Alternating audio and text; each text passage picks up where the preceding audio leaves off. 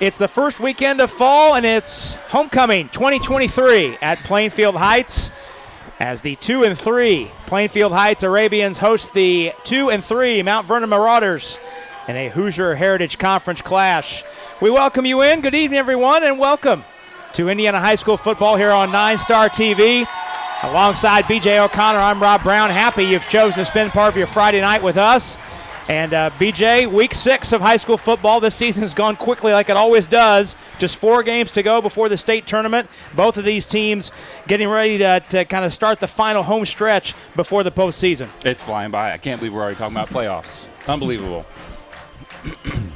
Well, both these teams sitting at 2-3, trying to get in the top half of this Hoosier Heritage Conference as it hits the home stretch. Both of these teams have played New Pal, and one of their losses in conference play was to the Dragons, who are atop the conference standings. Pendleton Heights losing their effort last week to New Pal here, 42-14. Meanwhile, Mount Vernon heading up to Muncie and defeated Delta 42-28. But BJ, as we look at tonight's game, what do you have in your mind for keys to the game tonight? Well, offensively first for Mount Vernon, I'm going to force feed number 81, the Purdue recruit.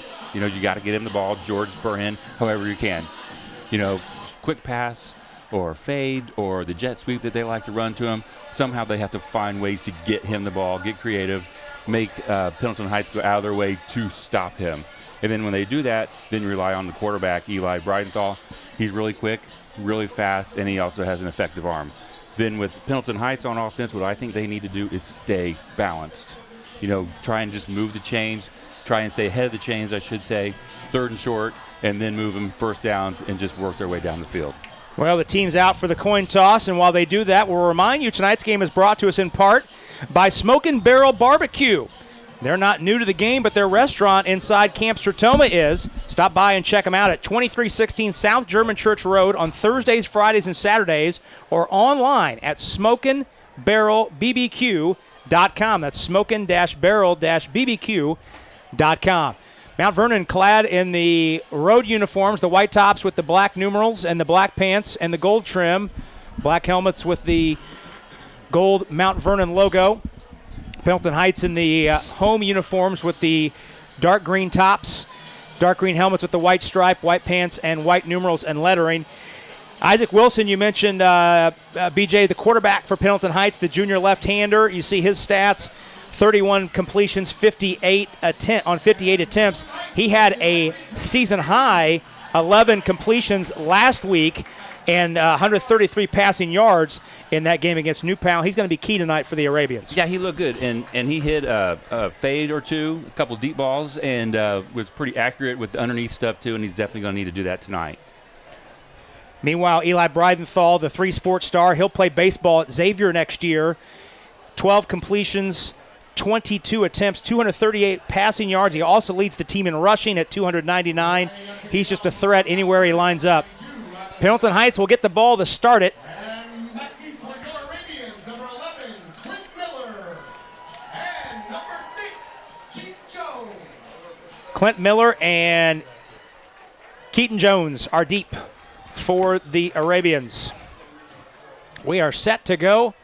62 degrees our game time temperature. Expect the temperature to be in the mid-50s by the time this one wraps up. Great crowd still filing in. Foot into it. And it's taken back at the 4-yard line. That's Miller. Angling his way out, trying to find the 20, and he stopped just shy, right at the 20.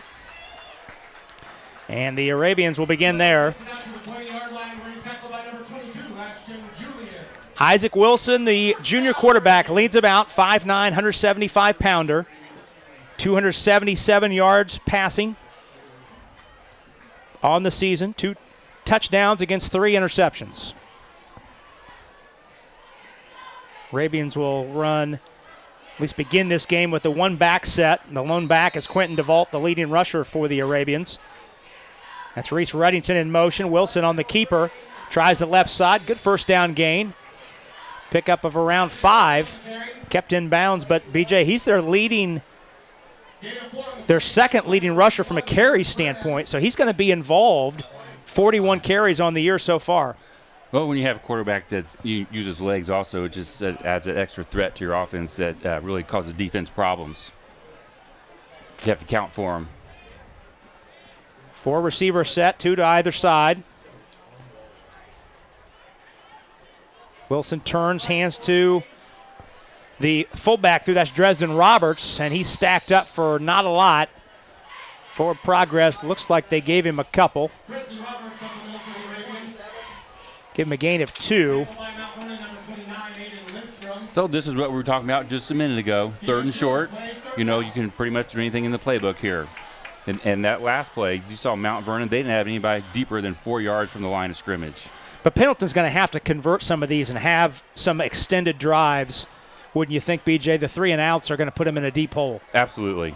Absolutely. Yeah, they're crowding the line again. Look at that. 2 receivers to the right, 1 to the left. Wilson gives to DeVault around right in, and he's not going to make it. They were ready for him that time, and Kyler Grill was there, as was Keegan LaBelle. Grill 77, the leading tackler with 42 coming in. Yeah, Mount Vernon had 8 guys in the box there and just playing straight up man on the wide receivers. Might have to get some play action going and roll them out next time. Loss of 3 on the play, so it's 4th down and 7. On to punt is Justin Beeler. George Burhan and Eli Breidenthal deep, both dangerous, back at the 35. Kick is a low line drive that Breidenthal takes on the run and fumbles it, is able to recover it, but that negates any thought he had of a decent run back. And the Marauders will take over at their own 47 with 9:54 to go here in the first quarter. That good field position for Mount Vernon to start their first possession, see what they can do with it. So Eli Breidenthal will start at quarterback. Mount Vernon will use 2. Luke Ertl, the freshman, played the 4 series in the second half, but Breidenthal will begin. Fakes the give, he'll keep it himself. Cuts back inside, and he's knifed back in the backfield. Dresden Roberts was the first man there, and that's a loss of 2 back to the 45. The Arabians had that one circled. Well, Breidenthal, he's 6'3", 190, but he's really quick for a 6'3", 190, but Pendleton Heights, they're ready for that one. Great play, great tackle. Burhan lines up as a tight end, a stand-up tight end. Breidenthal tries the left side this time, and he accelerates. He's near the line to gain before he's tackled inside the 45. He's very close to the line to gain, and they gave it to him. You can't tell if that's a real read or if it's just a designed run for the quarterback. That's a gain of 12 and a first down for the Marauders. Breidenthal in the pistol formation as Joliba Brogan behind him. Fakes the handoff to Brogan, rolls, throws in the flat, caught by Jake Lang, and he's driven out of bounds, kept in bounds, I should say, right about the 35, very close to the line to gain. Call it the 34, so that sets up 2nd down and 1. I really like those possession type of plays, especially on 1st down. Now you're 2nd and 1. You do whatever you want on this down. Take a shot or try and move the chains again.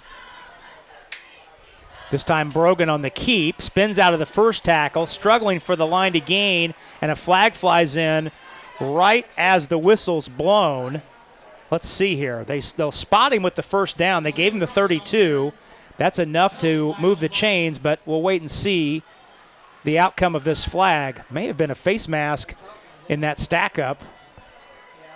Indeed it is. Face mask on the Arabians. We'll see if it's a 5-yarder or a 15-yarder.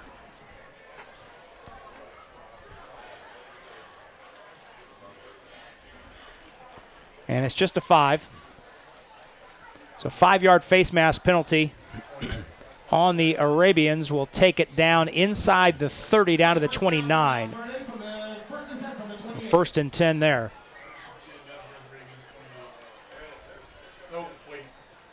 They tacked on they're going more. the 15. Yeah, they went the 15 route there. They pump faked us on the walk-off. So that goes down to the 18-yard line. And the Marauders on their first possession of the night in the red zone. Breidenthal takes the high snap, gives to Burhan across the formation, and a trio of Arabians were waiting for him as he turned the corner at the 20. Second time we've seen good pursuit by the Arabians defense as a Marauder runner tried to find that edge. Strung it out nicely and made, that's a gang tackle. Very nice. There's 3 of them in there, 3 green jerseys. No gain for Burhan. That was Eli Arthur, the first man there, number 44. Second down and 10.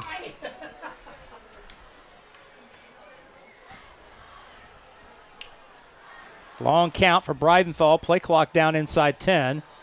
Burhan in motion, and now a flag flies.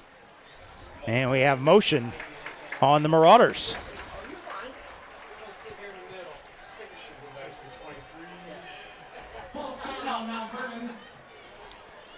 So that backs him up 5.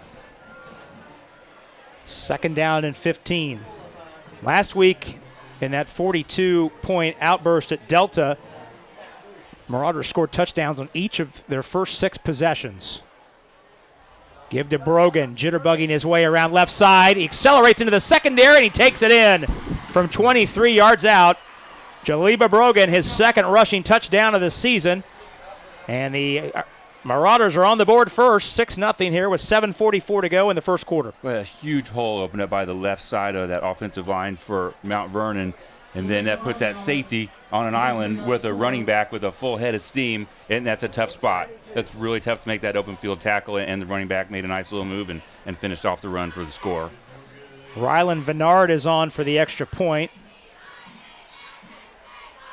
Tyler Etherington is the holder, and Vennard, 10 of 12 on the season, knocks it through. And that makes our score 7-0. As the Marauders go 53 yards on 6 plays on their first possession of the night. Put the Arabians in a 7-point hole. Well, get the ball back now, Arabians do, and see if they made any sort of adjustments. Maybe they saw something they weren't expecting throughout the week, and see how this drive goes, see if they can get it started here with a nice return to start here. Well, I think at minimum, you don't necessarily need to get 7 on this possession, but you need to get some first downs, flip the field. Yeah. Keep your defense off the field. Yeah, and they had him in the 3rd and short. Was it a 3rd and 2, 3rd and 3rd 3? and 3. Right there, and then got stuffed on that 3rd and short play. So see what happens here on this one, this drive. Clint Miller and Keaton Jones deep. For the Arabians, Vennard out to kick it away. Great crowd still filing in on this homecoming night. Unbelievable atmosphere pregame.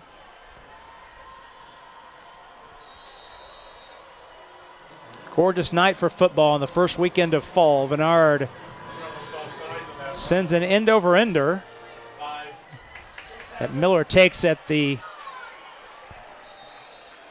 Jones rather takes it to 6 and brings it out across the 20. Takes it out past the 20-yard line where he's tackled by number 22, Ashton Julian. First down, Arabians. The ball is placed at the 23-yard line.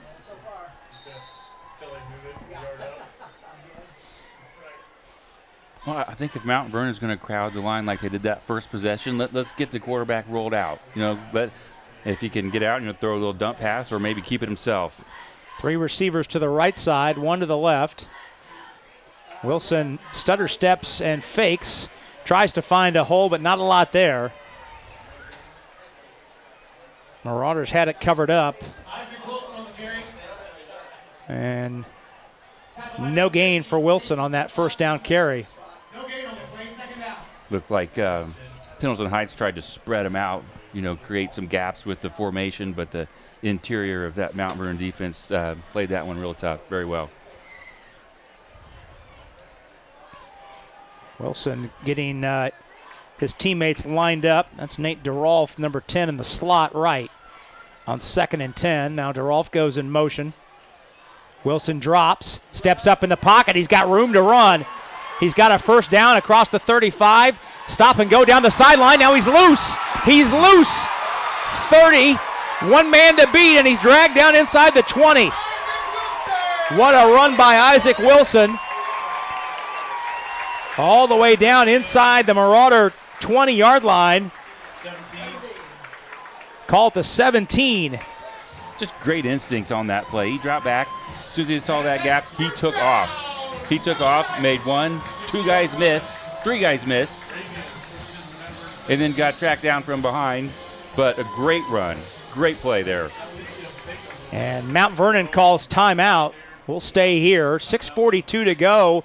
But that run by Wilson, 61-yard run by Wilson, has energized this crowd. Far and away, Wilson's longest run of the year. The longest run by any Arabian prior to that was a 27-yarder by Wilson.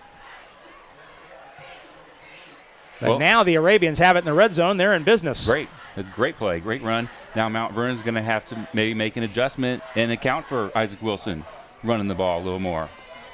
Jed Richmond talking to his offense in his 7th year here, 38-32. And it's tough for the defense. You know, they're crowding the line of scrimmage. Everybody's playing man-to-man, and we were playing man-to-man as a defensive back. You're not worried about the quarterback running the ball. Next thing you know, you hear everybody screaming, then you turn and look. You're just focused on that receiver you're guarding. Jed Richmond, 5 of his 6 seasons here at Pendleton have been 500 or better. 5-5 last season. Out of the timeout, trips bunch formation to the left of Wilson. He turns and hands to his running back right up the middle. That's Roberts again, barging his way ahead for a couple. Down to the 15, give him 2. Kellen LaBelle in on the stop. Recognize that last name. His brother Keegan was a big-time contributor to Mount Vernon State Championship team last year. 2nd down and 8.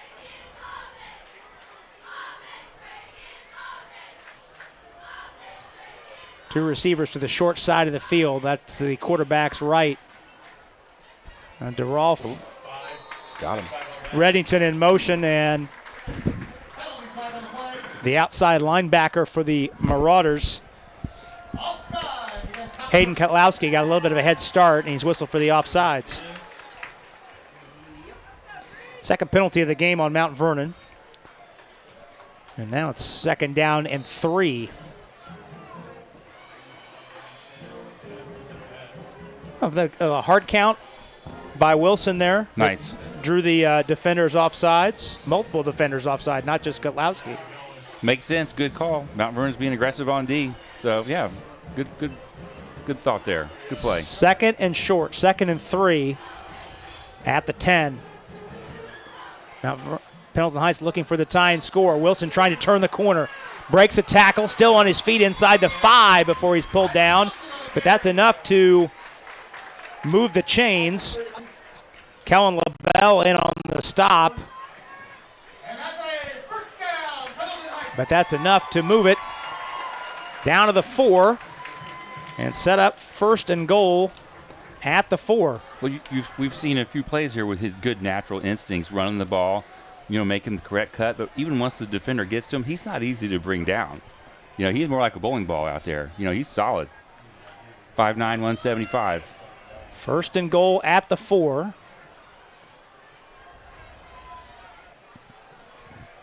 Wingback Jared Hess is in on the right side. And Wilson will follow his blockers toward the goal line. He stood up and driven back at the 2. First man in the hole there was Tyler Kimberly, the nose man, number 56. Boy, they gave him no gain there. Well, I thought Forward Progress would have given him at least 1, but they stack him up and say no gain.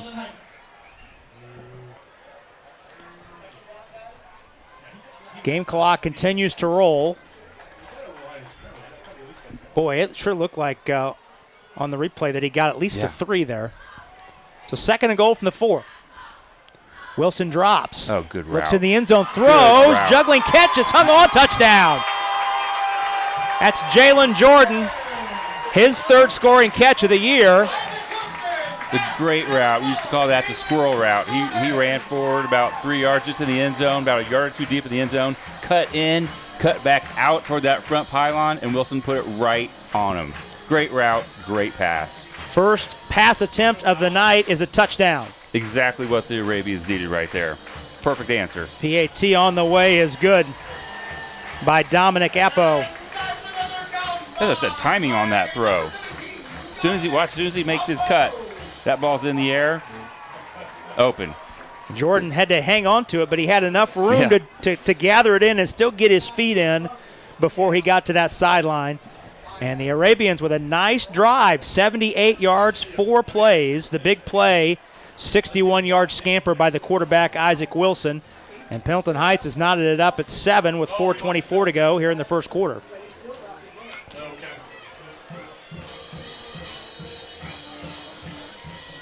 This is the 58th meeting all time between these two teams.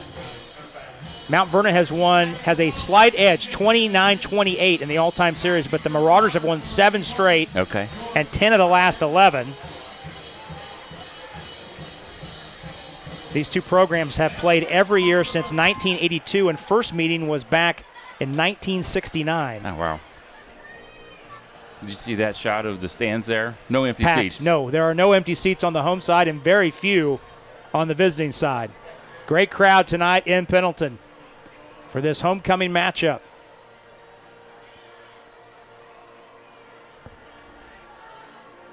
Getting the tee all squared away for this kickoff from Appo. 3 men deep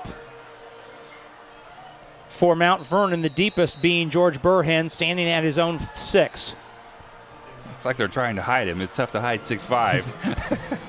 Burhen takes it on the run at the 15. He's got a head of steam, accelerates into the traffic, out near midfield before he's pulled down at the 40, but a nice return by Burhen. Boy, you don't want to give an athlete like Burhen a running start on the football. Nice return of 25 yards out to the 40. And good field position again. This is about where they started their first drive, isn't it? The 40? 47 on the first drive. Okay. Mm-hmm. Yep. Eli Breidenthal. Actually, that's Luke Ertl, the freshman. Okay. Luke Ertl, the freshman, is in at quarterback. We mentioned he and Breidenthal split time last week. Breidenthal is lined up at the top of your screen, wide left, number 9. Ertl, the freshman left-hander, number 2. Drops back to throw in his first snap. Down the sidelines, got Breidenthal and a leaping catch inside the 35. And no, they say he's out of bounds. And Breidenthal is down. He went full extension to go up and get that one.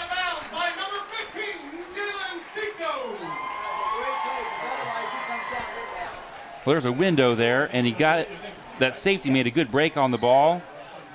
And when Breidenthal went up to get it, kind of opened himself up a little bit to that shot in the ribs. The DB came in. Good clean hit. Yeah, Jalen Seco timed his hit perfectly. Yeah, he did. To make sure that Breidenthal could not land in bounds. He did time that perfectly. And even though he wasn't in bounds, that's a really good throw, especially from a freshman quarterback. So Luke Ertl, the freshman, 5'10", 150-pounder. Breidenthal heads to the bench, but we assume we'll see him back quickly. He was able to get up and help himself to the bench, but he has to come out for a play. Ertl hands to the running back. New running back in is Drew Martin, number 38. And his run right up the middle out near the 50 and the first down marker, and it is indeed a first down.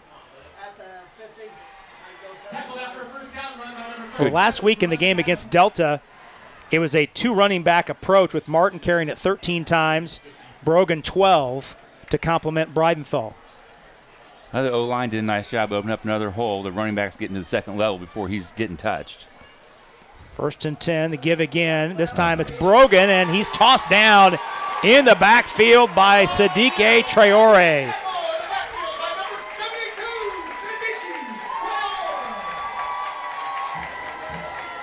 How he covered some ground. That's a great tackle. Coming through the line like that and bringing a running back down.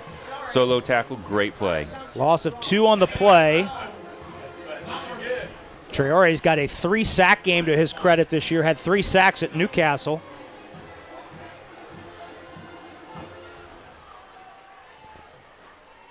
Second down and 12. Ertl looking to throw again. This time left side. He's got his big tight end, Vernon, who barges his way up the sideline before he's tackled by a trio of green shirts. Right at the 40. That's enough to move the chains. Give him the 39. So that's a pickup of 13 and a first down. That was soft coverage there. They were backed way off of him, and that's an easy throw and catch right there. First and 10 at the 39. Burhen's first catch of the night. That's 2 guys moving there. And motion. Flag flies in. Plenty of motion there. And that's the 3rd penalty of the evening on the Marauders. Back them up 5 to the 44.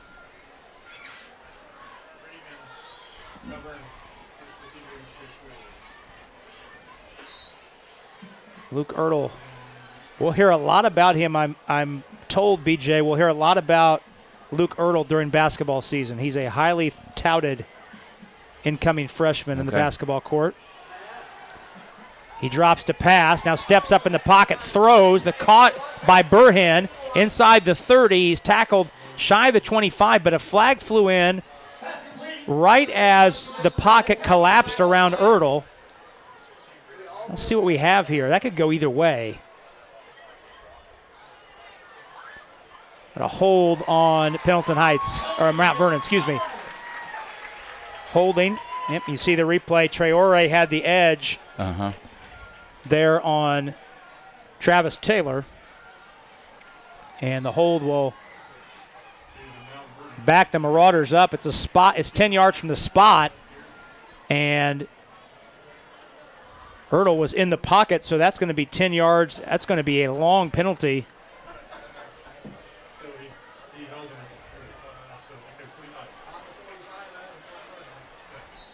So that's a 16-yard penalty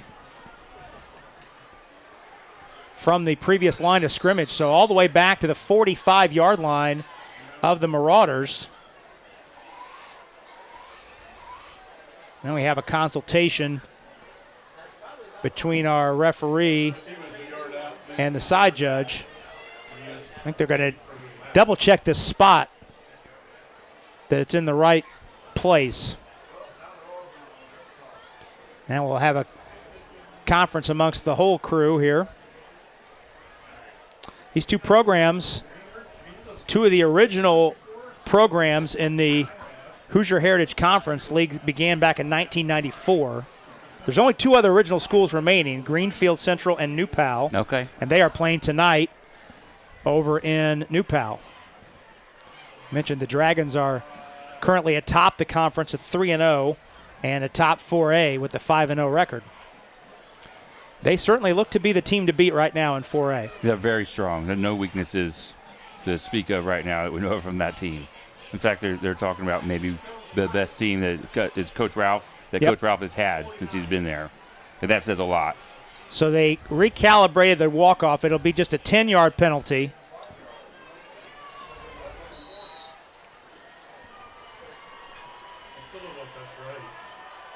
Ball placed at the Arabian 49. Ertl, long pitch out to Martin, trying to find the corner, and is not there. That play took a long time to develop.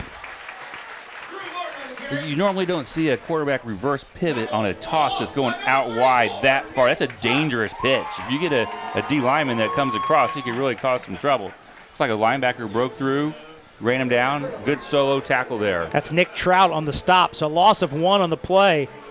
Second down and 26. Line to gain is should be second down and 21. The line to gain is the 29. Second down and 21. Line to gain is the 29. Pass underneath to Burhen. Trying to break a tackle, and he's stood up finally at the 35. It's good group tackling that time by the Arabians. See if we see the soft cushion on this replay. There's no one over the receiver there, and just caught it in space, and that safety had to come up and Took 3 Arabians to get him down. We think they got it down to third and manageable was what they were looking for after having a 1st and 25. So Yep. Now 3rd and 6 at the 35. Home crowd chanting for some defense as Ertl drops back.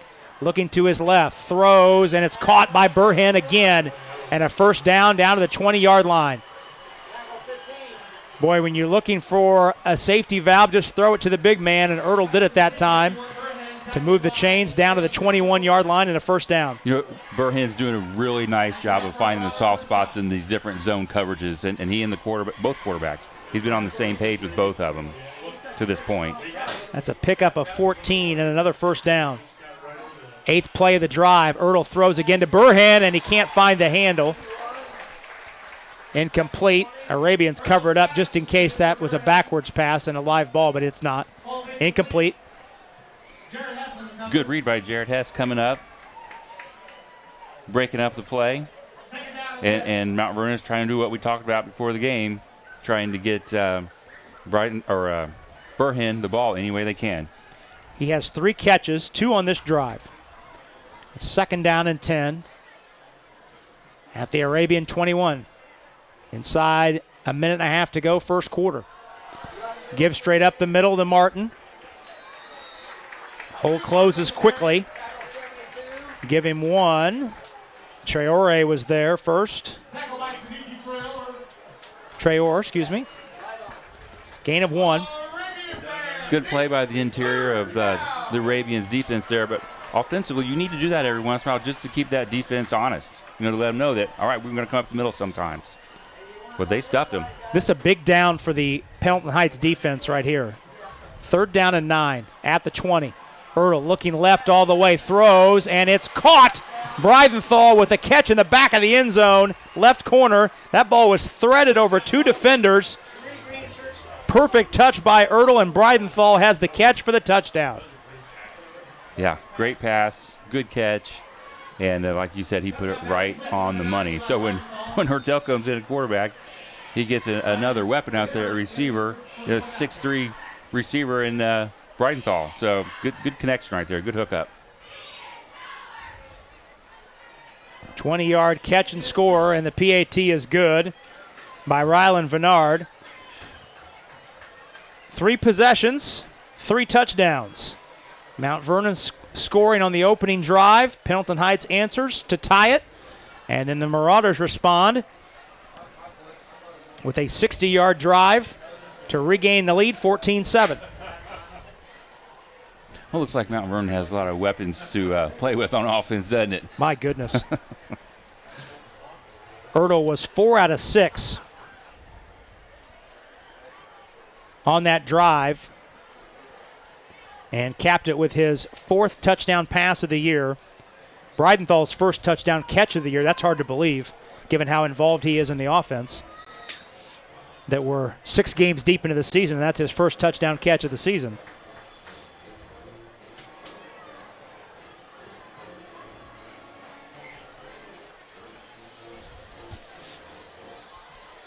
It was a 10-play drive.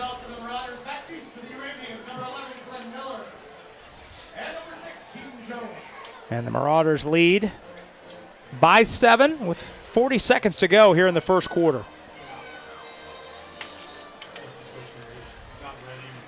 Vennard sends it away. Miller has it at the 10. Accelerates right into the traffic at the 25, falls forward. And the third Pendleton possession of the night will begin there. Call it the 26. So Pendleton went 3 and out on the first possession of the game. Then Mount Vernon on its first possession scored. Arabians answered with the touchdown. Mount Vernon responded. Now Pendleton Heights looks for an answer here. They're going to keep crowding the line, then let Isaac Wilson do his thing with his legs.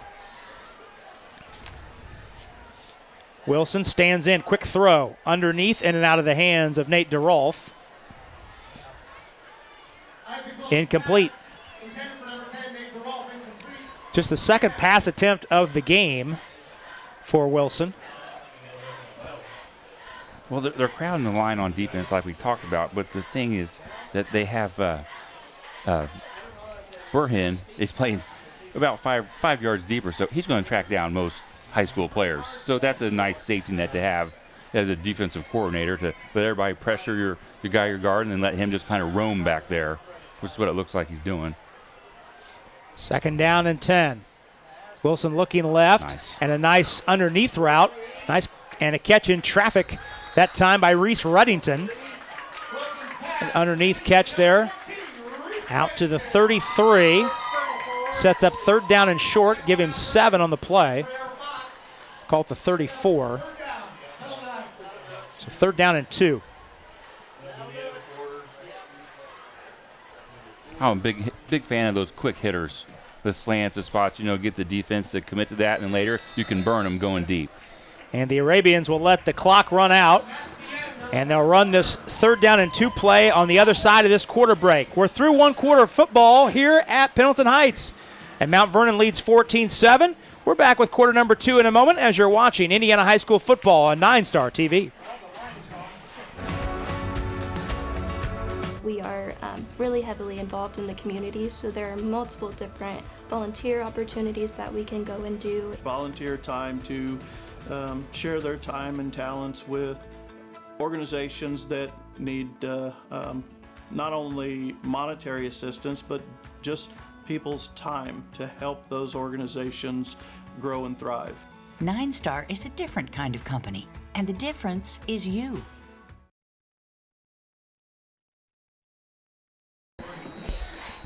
Alongside B.J. O'Connor, Rob Brown back with you at John Broughton Field on the campus of Pendleton Heights High School, Pendleton, Indiana, part of Madison County. Happy you're spending part of your Friday night with us. Quarter number 2 about to unfold. Pendleton Heights trailing Mount Vernon 14-7, but the home team with the football looking at 3rd down and 2 at its own 34. Isaac Wilson, the junior quarterback, takes the snap. And the delayed give, and the Mount Vernon Marauders had that one ready to go.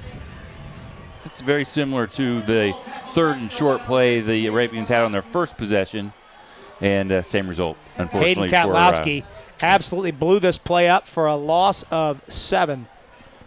Back to the 26, and that will send the punt team out.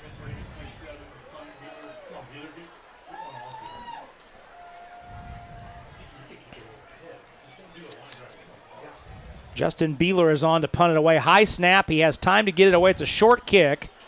Burhen running up now, runs away and lets it bounce. And it's down with no return by Nolan Souders at the 47-yard line. So this is the 3rd Mount Vernon possession. And, B.J., their possessions have begun at their own 47, their own 40, and their own 47. That's dangerous. That is very dangerous, yeah. If you're Pendleton Heights, giving the Marauders a short field like that, you'd like to see them at least start a drive, back inside their own 25 and make them work some field. Mm-hmm. Eli Breidenthal is back in at quarterback. He began the game. He ran the first series that led to a touchdown. Turns and hands to Martin. Grinding his way up the right hash mark. Good first down run across the 50. Just shy of the 50 to the 49. Just gave him 2. Wow. I thought he had more than that. Stingy with the spots tonight. Indeed.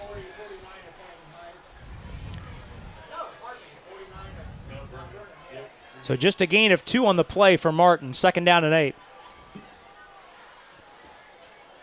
That's Trey Jones, first time we've seen him in motion tonight, number 88. Breidenthal stands in the pocket.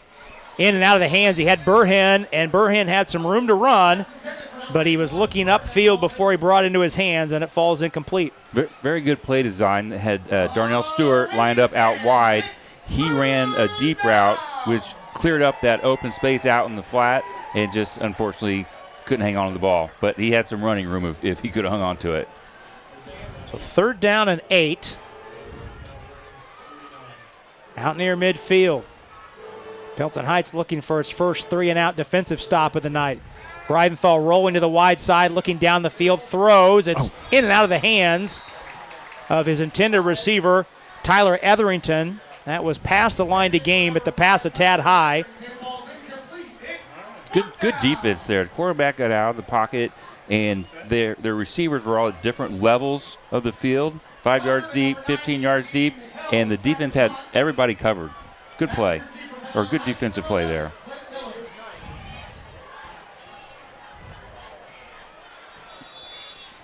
Dean Helms is deep. Back to punt it away, and before we go any further, Pendleton Heights wants time. The timeout called by the Arabians will stay here. Just 90 seconds into the second quarter. Did you see what they were trying? No, I didn't see it. They snapped it to the up back right after they called the timeout. That was a fake all the way. Well, there you see the Hoosier Heritage Conference standings. Again, this league established in 1993. New Pal at the top. New Pal and Greenfield Central playing each other tonight in New Pal.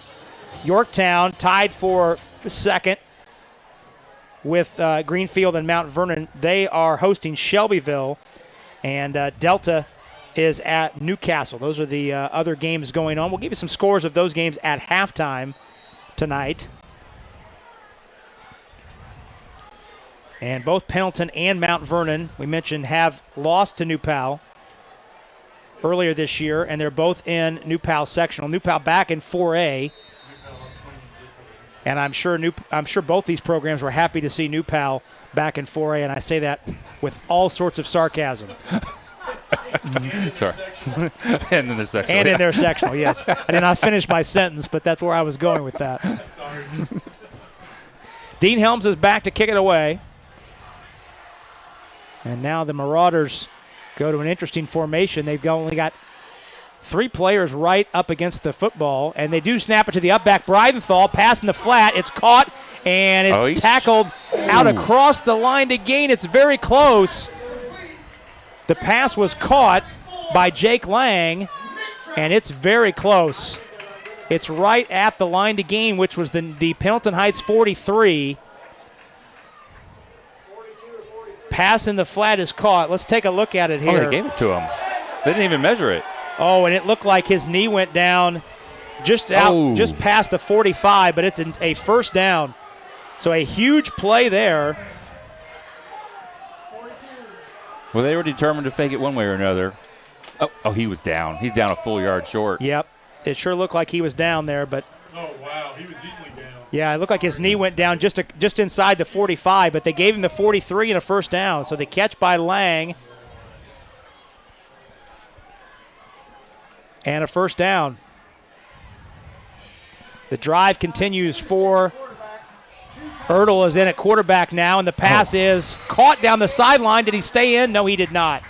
Great acrobatic catch by Trey Jones inside the 20, but he could not stay in bounds.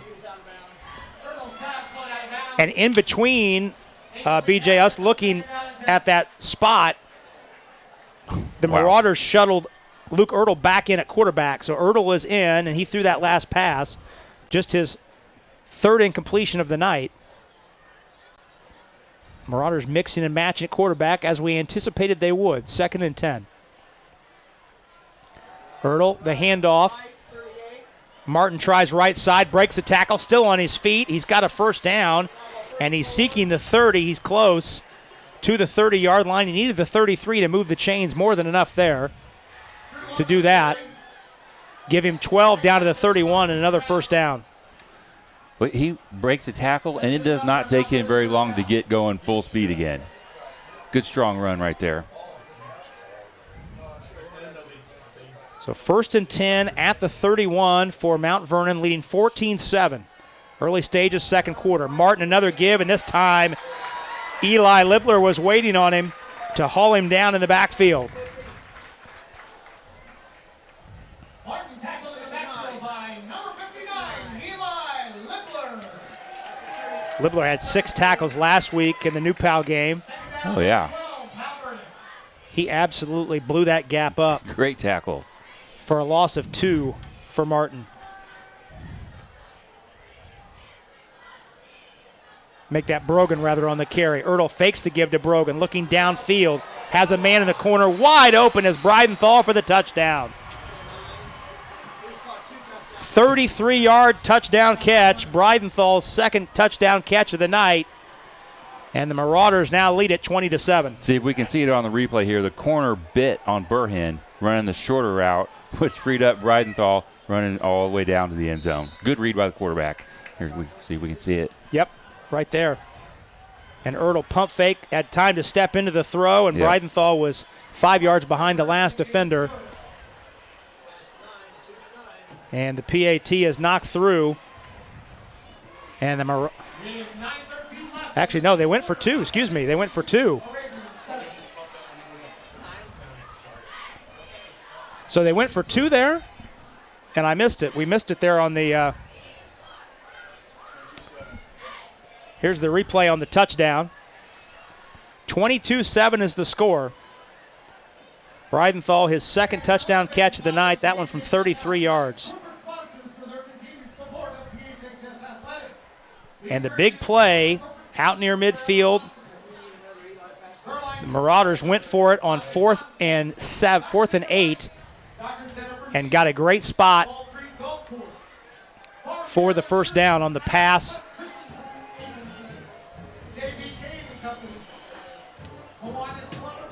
That's one that would be reviewed on Saturday or Sunday. No question. No question. No question. And it would not have been a long review. No. So Breidenthal has two catches tonight, both for touchdowns.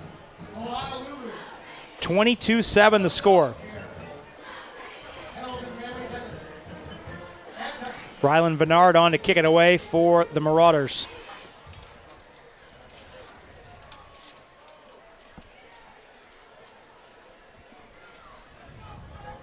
Miller and Jones deep for the Arabians. Good. Twisting Ooh. kick that sends Miller into the end zone for the touchback. Additional sponsors include Philippine Water Equipment, Pizza Hut of Pendleton, So that comes out to the 20 on the touchback. Rosenthal Orthodontics, System Family Dentistry, Steve Shook, SJ. Well, like you mentioned earlier, the starting field position for Mount Vernon, I mean, they're, 25 yards better, probably average starting field position, which is huge. Yeah, the three Mount Vernon drives that have all been touchdowns began at their own 47, their own 40, and their own 47. This is the fourth Pendleton Heights possession of the night. Began at their own 20, their own 22, their own 26, and the 20. So all four possessions have begun inside their own 30-yard line. And that's an average about a 20, 25-yard difference, and that's been a huge factor so far in this game. Wilson, the first down run, not a lot there. He's pulled down. Maybe they gave him forward progress in the 20, and they did. But not a lot there, running room there for the quarterback, Isaac Wilson. And actually a loss of one on the play. Second down. Kellen LaBelle on the stop. They loaded the box again, and no sort of read or play action or anything. That linebacker just had his eyes on the quarterback the whole time and shot right through that gap. Second down and 11. Three receivers to the left of Wilson. Quick throw left side, in and out of the hands of Nate DeRolf. Covers the football up just to be safe, but it was ruled immediately a forward pass, incomplete. Can never be too sure on that. No. Never be too sure on that. And Trey Fox, the defensive back, was waiting there to make a play if that catch was brought in. So now the Arabians need a play here on third down and 11 to avoid another 3 and out. And now it's going to be third down and 16 as the slot receiver got a little bit of a head start. Second penalty of the night on Pendleton Heights. And Reddington got a little ahead of himself there. So third down and 16. Great homecoming night crowd. You can see all the, not really a seat to be had here, so there's a lot of people standing and watching from the perimeter. On third and 16, Wilson stands in. Now the pocket collapses, and he'll be sacked back at the 5-yard line by Tyler Kimberly, his first sack of the season. Great push from the Mount Vernon D-line there. All 4 or 5 of them. Here you can see it again. Yeah, you see them just drive the green shirts backwards, and Kimberly finishes him off back at the 5-yard line. So that's a loss of 11. And now Beeler punting away from the back of his own end zone. And it's a short kick taken by Breidenthal at the 42. He's got an avenue down the sideline before he's escorted out of bounds inside the 20. So an extremely short field for the Marauders on their 4th possession with 7:44 to go here in the second quarter and a 22-7 lead. See, they put the ball down at the 18-yard line, plus 18. Field position has been such a factor tonight, BJ. Oh, yeah. They're, what did you say, their own 45 probably averaging so far. Now they're inside the red zone to start this one, so really puts the Arabian defense in a bind to start this possession. Eli Breidenthal is back in at quarterback. He has 2 touchdown catches tonight.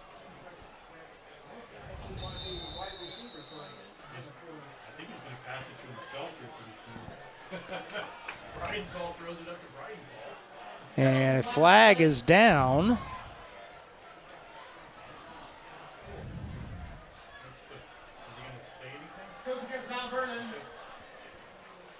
It's a 5-yard walk-off. We did not get an indication, though, as to what it was. It is the 5th penalty of the night, though, on Mount Vernon. So 1st and 15 at the 23. Breidenthal gives to Martin, trying to turn up the corner on the short side, and he's tangled out of bounds at the 20 on a nice solo tackle by Nick Trout. Give him 3 on the play. Martin on the carry. One out of bounds by number 34, Mr. Trout. So 2nd down and 12 at the Pendleton Heights 20.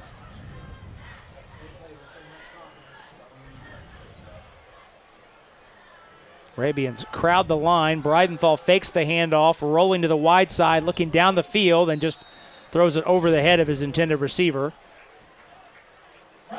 Yeah, nice job getting out of the pocket, but eventually he ran out of real estate, and the defense had both receivers covered very well. Well, and they had Burhan bracketed at the 10-yard line. That's where he wanted to go. And Breidenthal cut his losses and just threw it away. 3rd down and 12 at the 20. Big down for the Pendleton Heights defense here.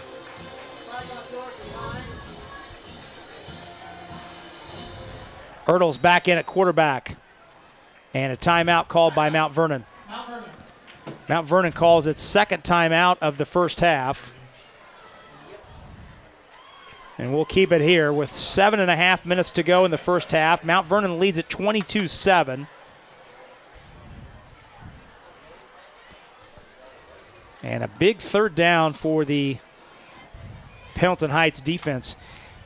You would imagine, BJ, at this spot at the 20-yard line, as Vince Leidy gathers his team together on the Mount Vernon side, this is probably a 2-down situation. Yeah, 2-down situation. Or the other thing I was thinking that Darnell Stewart has been in the last few plays. He's a 6'4 receiver. You got him on one side, and you have Burhan at 6'5 on the other side. And if there's a mismatch there that they like, you can throw a fade. And Breidenthal's lined up back at wide receiver on the left side with Ertl in at quarterback. Ertl fakes, gives to Breidenthal. Breidenthal wants to throw it, and he does, and he finds Burhan in and out of the hands at the 5. Boy, that play took a long time to develop. They eventually got the ball in the vicinity of the man they wanted, but Burhan was unable to bring that in traffic, and it's incomplete. 4th down.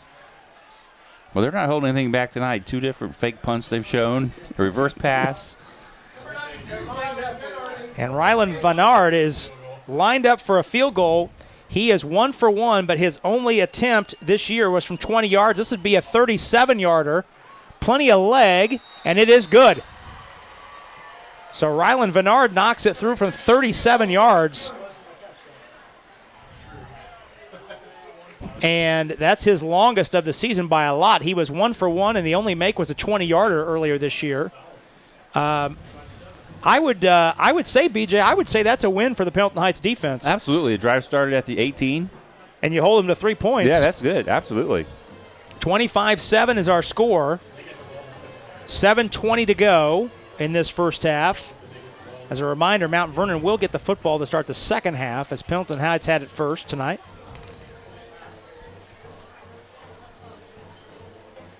But a victory for the Pendleton Heights defense from the standpoint, as BJ said, due to the short field, Pendleton Heights was backed way up after the penalty and the sack, punting from its own end zone, and a good return by Breidenthal set Mount Vernon up 1st and 10 at the Pendleton Heights 18, and the Arabians held them to a field goal. Oh, and when you're punting, and you're punting to Breidenthal or Burhen, that's like a catch-22. Good punt, but look who has the ball in open space now.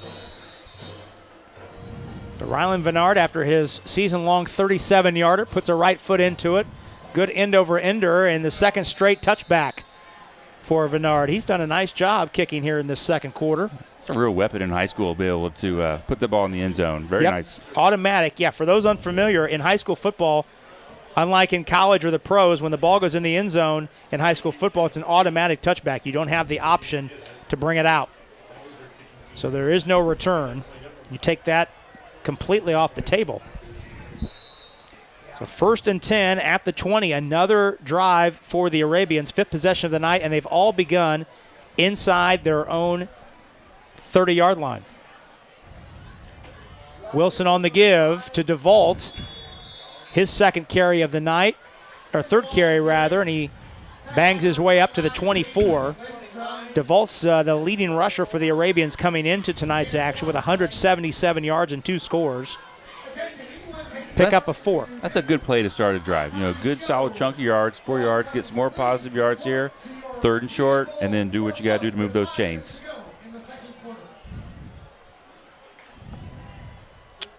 Wilson sends his offense to the line. 3 receivers to the left side. High snap. Wilson gathers, looks, and the slant route is caught right near the line to gain. That's Reese Reddington. They'll spot him about a half-yard short. Well, hang on a second. Boy, that was close. The side judge on the home side spotted the ball at the 29.5 and it looked a half-yard short, but then the chains started moving. It is indeed a complete pass and a first down, just the 3rd first down of the night for the Arabians. Wilson's been on the money both times with those slant passes. Very nice. On time and in the right location. 1st and 10. First down of the second quarter for the Arabians. Wilson out of the pocket, throws downfield, has a man, and just out of the reach at the 45-yard line. The intended receiver was Caden Sims, who caught a touchdown pass last week, the 5'10 junior. 2nd down. Yeah, Wilson's done a nice job a few different times of, extending the play. It's just that the Arabian receivers aren't quite able to create that separation like the Mount Vernon receivers have been able to do to this point. Well, we certainly saw Wilson's running ability on that 61-yard run that set up Pendleton Heights' first touchdown of the night, only touchdown thus far. 2nd and 10, bunch formation to the right of Wilson, and he'll fake the give and keep it himself right up the middle for about 3. Call it 2 rather. 3rd down and 8. We've seen enough Mount Vernon games over the years where sometimes it looks like on defense they just say, all right, you 8, go line up on the line and go get the ball. Yes. Just go get it. Yes. That is a high-risk reward strategy. Yeah. But when you've got the athletes that they've had, you can make that pay off more often than not. And I'm sure there's more to it than that, but that's what it looks like. To someone who's not in the meeting room. 3rd down and 8. High snap. Wilson goes back to get it, takes it on the hop, still trying to make something happen, and he'll throw it away. Nice play by Wilson to avoid a loss, but that'll send the punt team out. you would presume, on 4th and 8. And to take that point one step further, BJ, since the 2019 season, think about this. Mount Vernon, going into tonight's action, Week 6, since the start of the 2019 season, Mount Vernon is 39-8. And the only two programs in the state of Indiana that have won more games during that span is Lutheran and Center Grove. Oh, wow. Lutheran's won 42, Center Grove 40. It says a lot. Wow. Beeler to punt it away for the 4th time tonight. And he gets a nice kick over the head of Breidenthal. He'll go back and take it at the 19 on a hop, and the Arabians have him encircled at the 25. That was a boomer by Beeler, a great punt to flip the field. Good punt, and it was close to the sideline to where the punt coverage, they could come down and corner him and use that sideline as another defender, so he didn't have any room to break free. Good punt, good coverage. This is the first drive tonight for Mount Vernon that begins inside its own 40. This one begins at the 24. And of the four punts Beeler has had tonight, that's the first one that's had any kind of hang time. The other ones have been line drives. That gave his coverage unit time to come down and cover it up. So Breidenthal's back in at quarterback on 1st and 10 with 5:01 to go in the second quarter. 25-7 the score. Fakes the give. He takes it around right in. Cuts outside, still on his feet. Gets a great block, but that's going to come back. Breidenthal's loose down the sideline into Arabian territory, but that will be erased on the block in the back. Penalty on the play. Yeah. Neither one of us is getting any younger or have great eyesight, but we both saw that live. that one is coming back. Penalty goes against Mount Vernon. But what we did see again was the ability of Breidenthal to accelerate once he gets down the sideline. And we talked before that we went on air tonight. You would be hard-pressed, even at the 6A level, I think, when you go up to Center Grove, Ben Davis, Warren, those types of programs, you'd be hard-pressed to find a team that has two athletes who are better, a team that has two athletes like Breidenthal and Burhen. Yeah, and with Breidenthal, I mean, a true dual threat. You know, when you see the tall, 6'3", you're not going to think of him as, he looks like a pocket passer, but then he moves like a running back. Pass by Ertl down the sideline, and it's incomplete. Overthrown Breidenthal. So the penalty was a 10-yard penalty, but it's a spot foul. Okay. So it's a net gain of 8 yards. So that was a 2nd down and 2 pass. Please report to your car or float.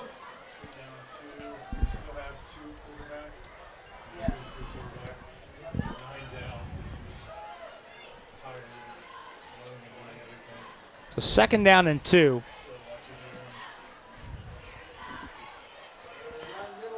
it. Turn and give to Brogan. Brogan accelerates, number 30, across the 40, and he's got a 1st down. So Brogan on the carry, out to the 43, pickup of 11. Yeah, that's a case of the offense just taking what the defense gave them. The Arabians were lined up. They had 2 deep, traditional coverage there, and the middle was open, and they took it. So 1st and 10. Pitch to Brogan to the short side. Breaks the first tackle, and then the green shirts surround him out near the 45. Good 1st down run by the sophomore Brogan. He's got some real bounce to his step. Very shifty runner. 5'8", 150, compact, runs low to the ground. Give him 5 on the 1st down carry. 2nd and 5. Brogan again. Make that Martin this time on the carry. Breaks the tackle, still on his feet.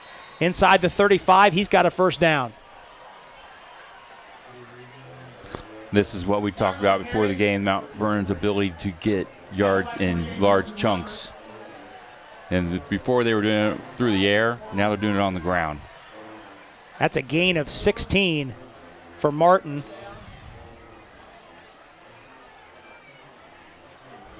And another 1st down.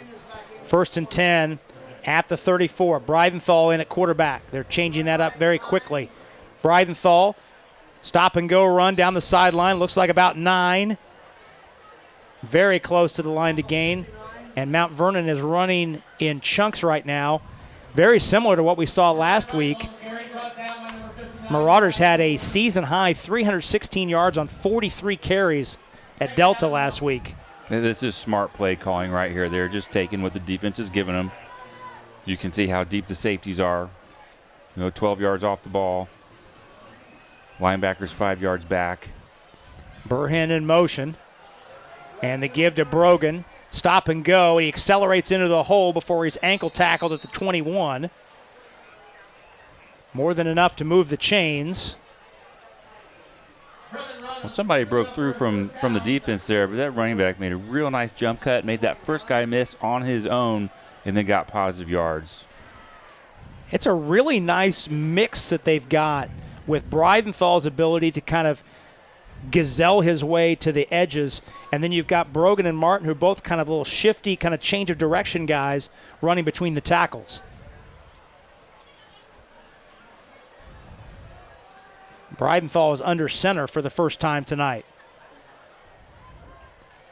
And to give to Burhan on the jet sweep, breaks an ankle tackle, still on his feet, dragging all sorts of green shirts down to the 6-yard line. Wow, it looked like they had him at the line of scrimmage or maybe for a loss of 1, and he dragged defenders all the way down to the 6. Yeah, you don't see Big Ten recruits playing every night on Friday night, but you can usually tell who they are, and he's one of them. 1, 2, 3, 4, 5 green shirts, 6 green shirts to get him down. And you saw at the front of that play, he lost his balance but Yeah. put his hand on the ground to stabilize himself. Now it's 1st and goal at the 6. Mount Vernon trying to punch it in again. Breidenthal running straight ahead. Pushed outside and stopped at about the 3-yard line. So give him 3. Second down and goal. Breidenthal with 2 touchdown catches tonight. He had 3 rushing touchdowns last week at Delta, all out of the quarterback spot. Second down and goal inside 90 seconds to go, first half. This time it's Brogan seeking the goal line. And he's shy. Didn't make it in. Knocked down just short. Call it actually make that Martin on the carry, excuse me. Give him 2 officially, but the ball is spotted at the 1-foot line, so it's 3rd and goal officially at the 1. Officials move the ball back a step. Breidenthal's under center. Straight ahead on the keeper. Push from behind, and and he had the ball taken away. Ball taken away. On the run is Dresden Roberts. One man to beat, and he might go. Dresden Roberts. And the officials are bringing it back. Let's see. Wait a second. Roberts is in the end zone. The home fans think the Arabians have a touchdown. Mount Vernon thinks they have a touchdown.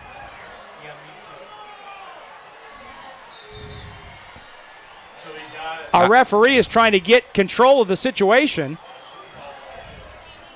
So which is it?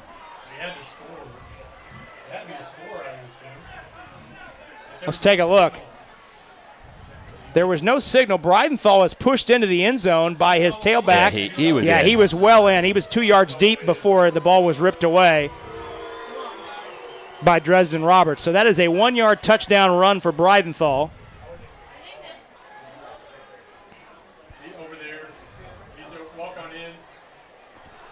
So Breidenthal takes it in from 1 yard out. That's his 3rd touchdown of the night. First one on the ground. Vernon is on for the PAT with 55 seconds to go here in the first half. Tyler Etherington is the holder. Good snap, plenty of leg right down the middle.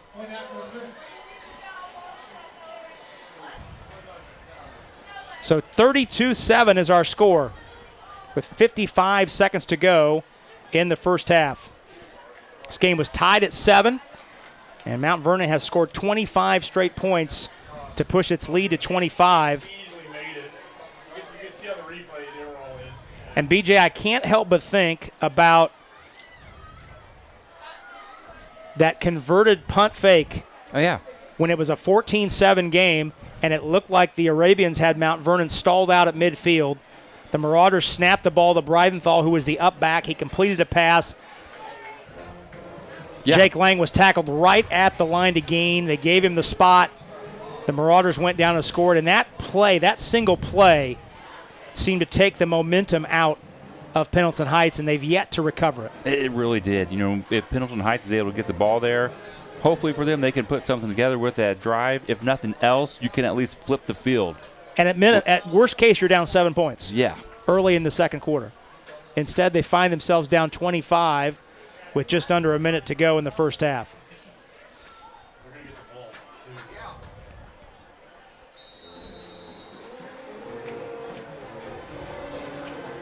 Venard, a short pop-up kick that the Arabians do have to cover up and It's almost loose. don't. The ball is loose. There's a scramble forward at the 25-yard line.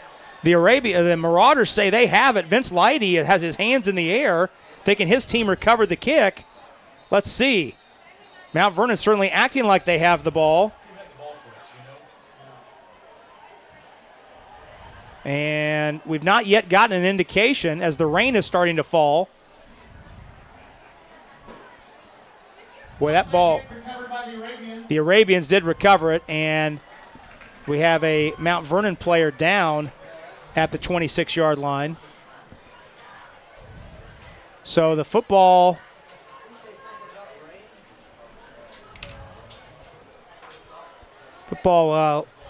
will be put down, let's see, at the 29. The officials are still milling around trying to figure out where to put it down.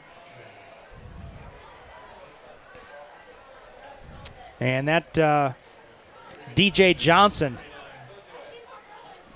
the sophomore defensive back, number 3, who was shaken up on that kick scramble. That's a good kick. That was a good kick. Right in the open spot. Yeah, I don't think they were trying to do an onside kick, but it just kind of worked out that way. Almost was a stolen possession for the Marauders. As it stands, it's 1st and 10 for the Arabians. Give straight up the gut that time for a couple. That's Jared Hess, his first carry of the night. And a flag flies in very late after the play from the referee. We got unsportsmanlike conduct on the Marauders. It looked like they called a timeout right when the play ended, but the clock kept moving, and I think one of the coaches may have I think let the somebody referee might know have forcefully might that have the clock let was still moving. might have let some of the King's English slip over there on Yeah. the far sideline. Hess picked up 2 on the play, but they're going to tack on another 15. Well, he waved Oh, it they off. picked the flag up. Oh, come on. So the flag has been picked up, and the Marauders have been granted a timeout. That's interesting. So we'll stay here. 43 and 4/10 seconds to go officially. 32-7 is our score. Great crew with us tonight, providing you all the graphics and pictures of tonight's game, led by our producer, John Painter. Our director is Max Holtzclaw. Happy you're with us on this first Friday night of fall. It certainly feels like fall. Yeah, great out here. Saw my breath when I took the dog out this morning. Kind of shook me up a little bit. Wasn't anticipating that in the pre-dawn hours. So that was Mount Vernon's final timeout. So any thought you may have of them trying to get 2 more stops and get the ball back, that's probably not realistic since they're out of timeouts. And we'll see if Pendleton Heights decides to make a play, and they do. The throw is caught underneath, shy of the line to gain. Caught by Jalen Jordan, who had the touchdown catch in the first quarter. That's to the 37, so that's a pickup of 6.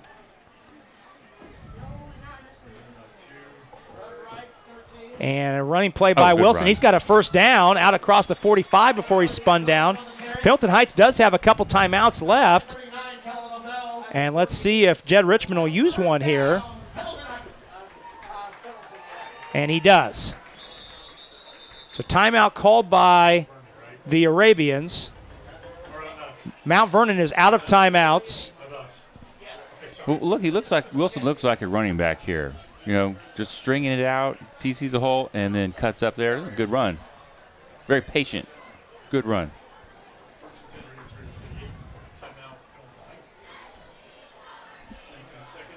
That was a gain of 11 officially.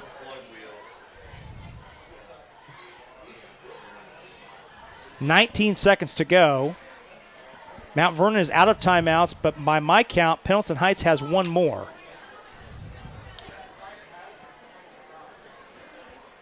So Pendleton Heights conceivably, if they so choose, could stop the clock one more time. Mount Vernon will get the football to start the second half as Pendleton had it first. 19 seconds to go. Wilson stands in and has to throw it away as Kellen LaBelle collapsed the pocket quickly, number 39. Wilson's pass intended for number 2, Rowley. Incomplete. Wilson just had to get that one away. Yep, nice job dumping it. Not taking the sack.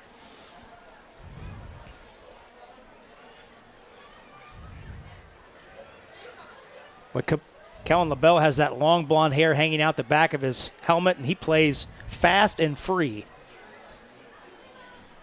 2nd and 10. Wilson stands in, heaves it down the sideline in double coverage, and a jump ball at the 25, knocked away. Two defenders were there. Johnson and Breidenthal. Intended receiver was Jordan. Incomplete. 3rd down, 9 seconds to go. It's a good pass. The safety made a break on it and went up and knocked it down just like he's supposed to. Yeah, Breidenthal that ball's tracking. Right on the money. Yeah, that ball hit. Jordan got a hand on it. He sure did. Good pass.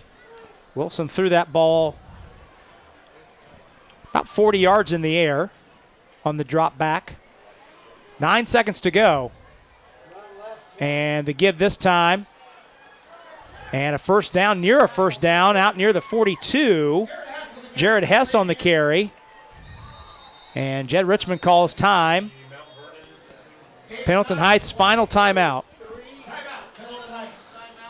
And 2.6 seconds to go. Looks like they spotted Hess a yard short. Let's take a shot at the end zone here, last play, I'm assuming. If it's a yard short, it's 4th and 1.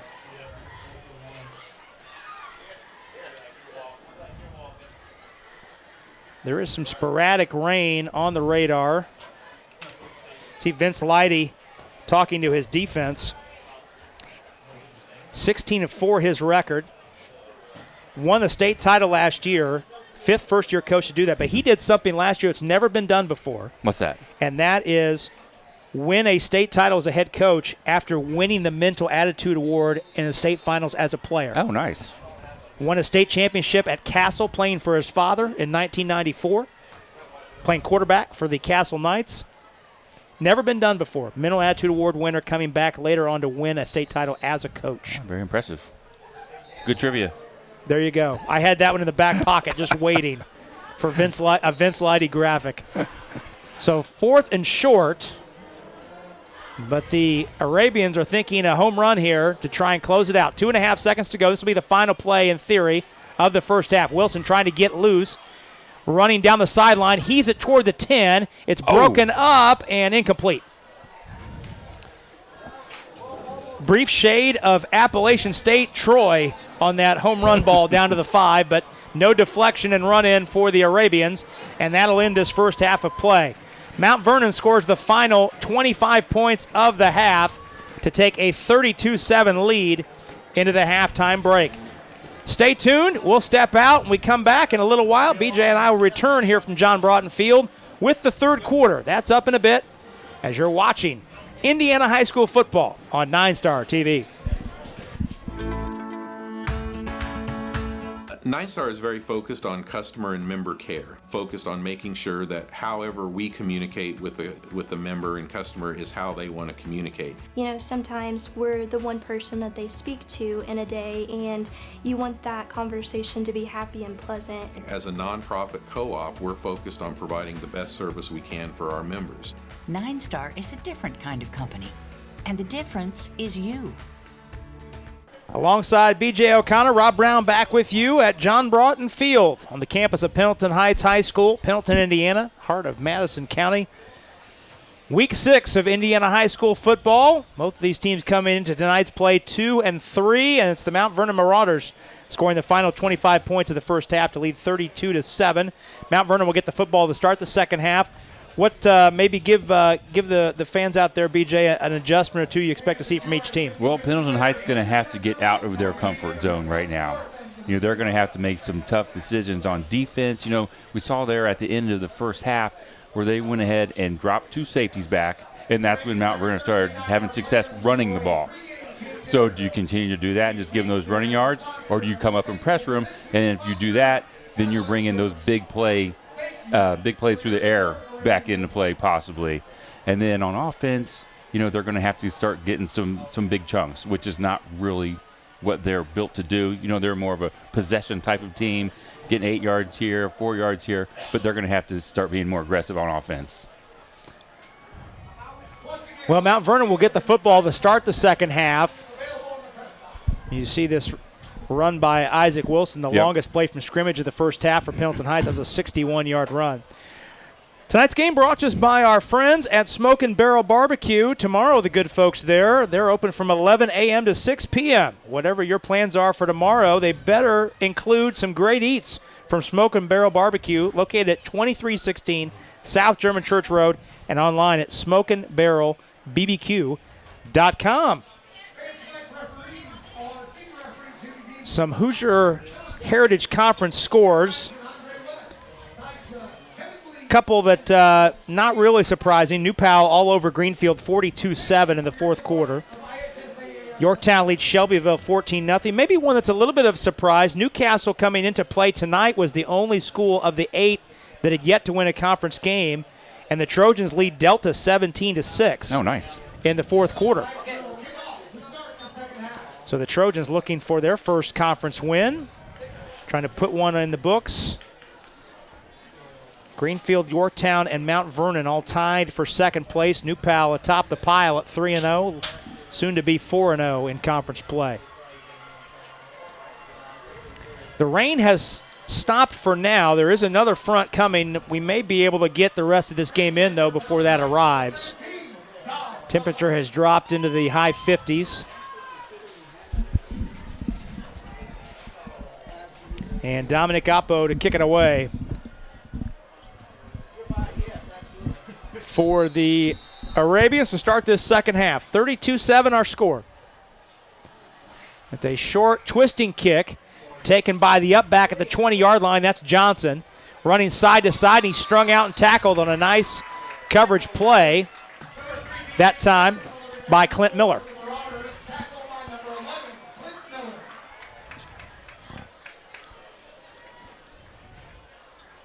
So that was the first time they didn't kick it deep to Burhin. Mm-hmm. And Johnson advances it 4 yards to the 24. 1st and 10 there. Well, let's see what they decide to do on defense. Take away the pass or the run. Looks like there's two deep safeties to start this first down play. Luke Ertl is in at quarterback. 2 quarterbacks set up here. Ertl was 5 of 9 for 95 yards and 2 scores in the first half. Eli Breidenthal 2 of 6.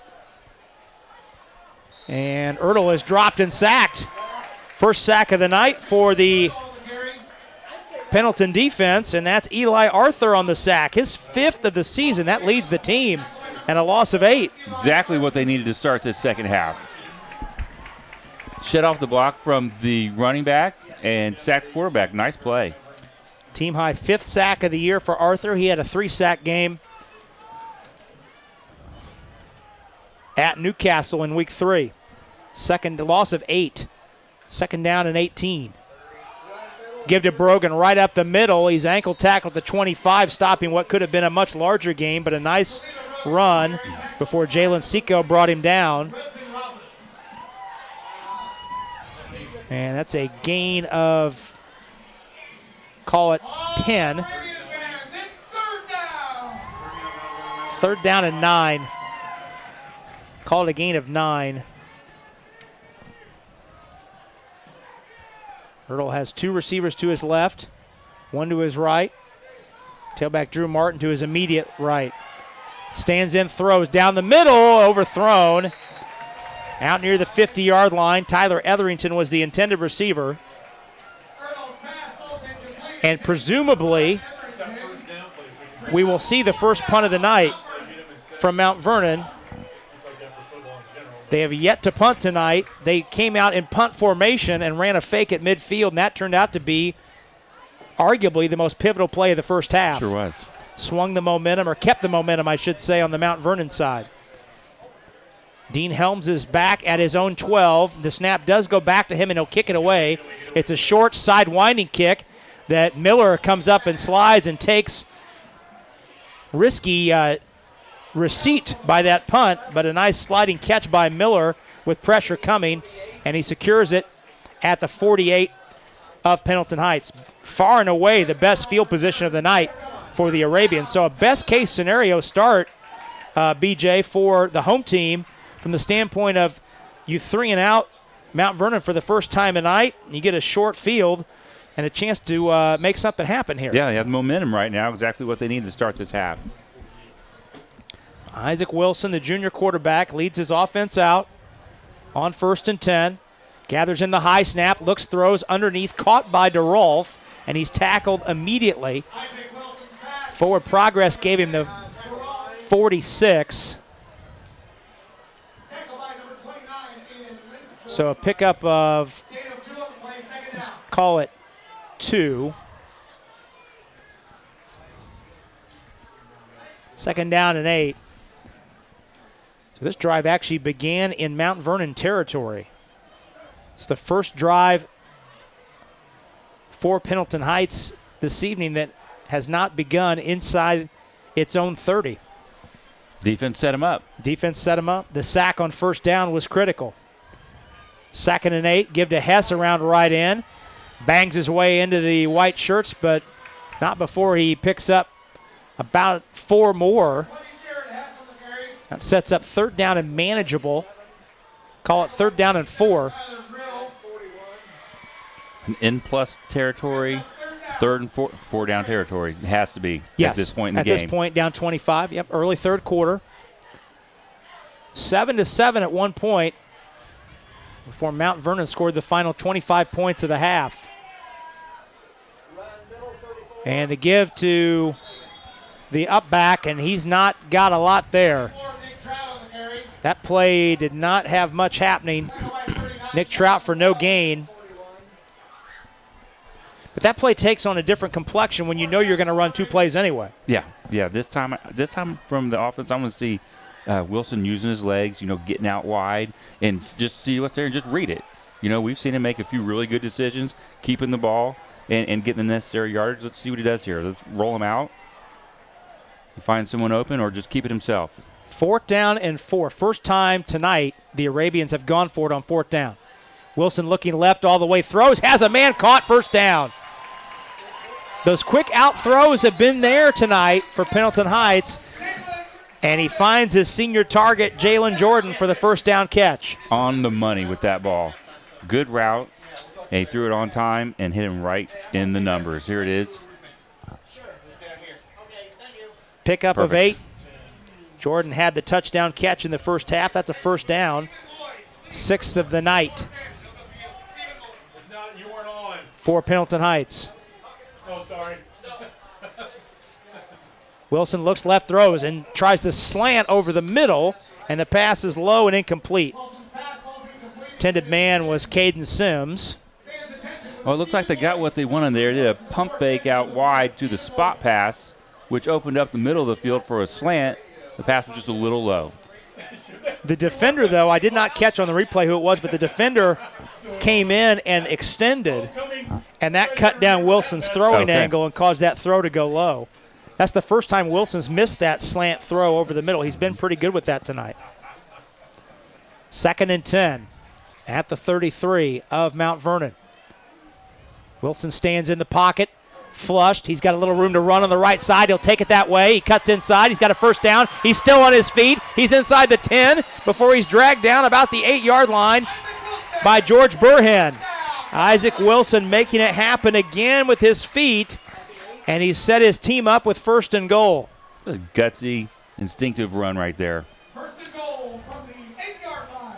And unofficially, he's at 99 yards.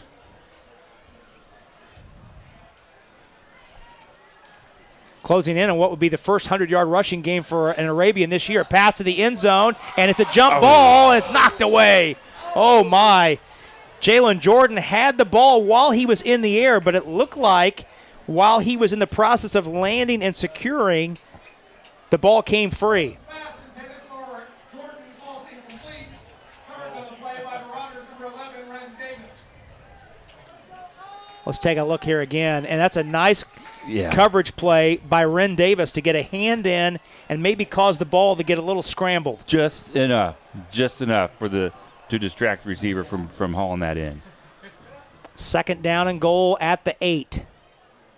Pendleton Heights trying to get on the board. They'll try it again. This time Jordan on a slant. The pass is overthrown, but the back judge determining Ren Davis was a little too aggressive defending that play, and a personal foul, pass interference is called, rather.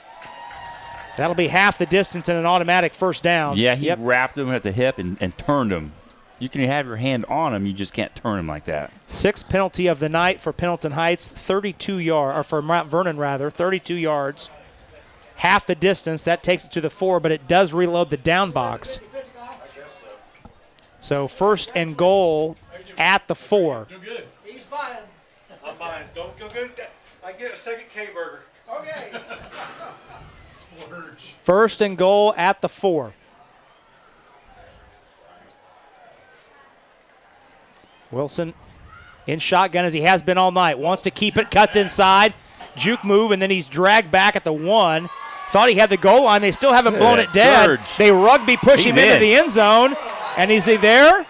They call him down. This guy, they haven't called this. Isaac Wilson on the carry. Well, they spotted him a yard. They said no. Boy, they let them push a long time. Perhaps in honor of the state championship rugby team that was honored before the game here at Pendleton Heights. That was a rugby scrum that almost ended up in a touchdown. But instead, it's a 3-yard gain. The ball spotted at the 1.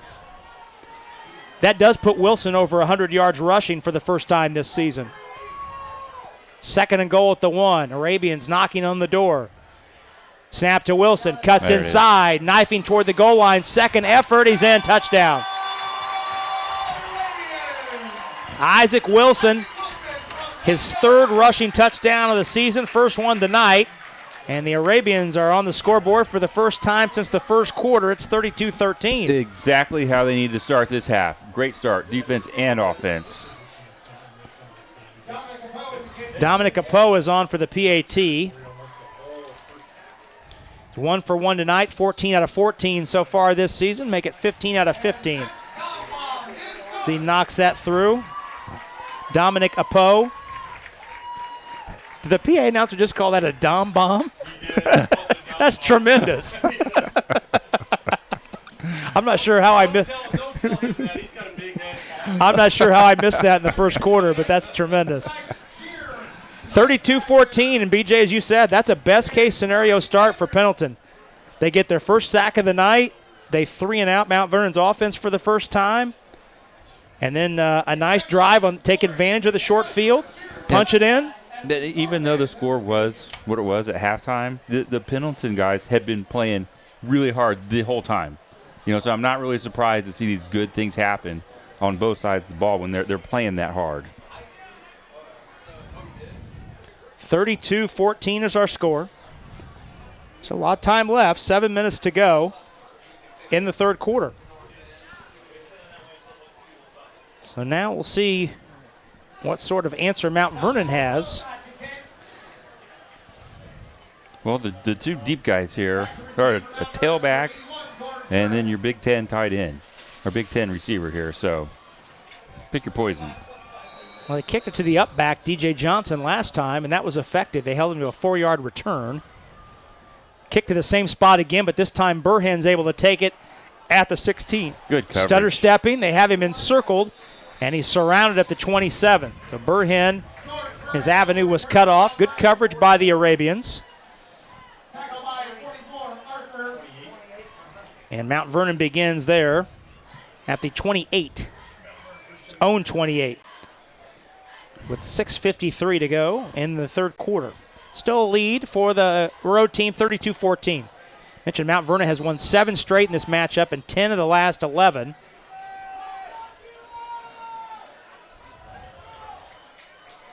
Last Pendleton Heights win was in 2017 at Mount Vernon. Breidenthal's back in at quarterback. Quarterback run around left end. Breidenthal cuts back inside. Tripped up, but able to twist his way across the line to gain before he falls shy of the 40. That's enough to move the chains. Just by Down to the design, 39. by formation there, they had a numbers advantage going to that side. And basically you're snapping the ball to someone with running back skills, and you saw the result. Gain of 11 for Breidenthal. Timeout called by Pendleton Heights. Now, on that first possession of the half, I noticed the Pendleton Heights defensive backs trying to disguise their coverages. You see the 2 deep guys, one would walk up, then he'd come back, just trying to confuse the quarterback, and that's a good idea. It worked. They went 3 and out last time. So they must have had a blown assignment there. Yeah. Coach didn't look too happy when he called that timeout and came running onto the field. Yeah, Jed Richmond came out, made his point to the defense, and then walked away, let his defensive coordinator, Tom Huth, finish the conversation. Great crowd here tonight at Pendleton for homecoming. The atmosphere, the floats, the music, the cheeseburgers, it's all been fantastic.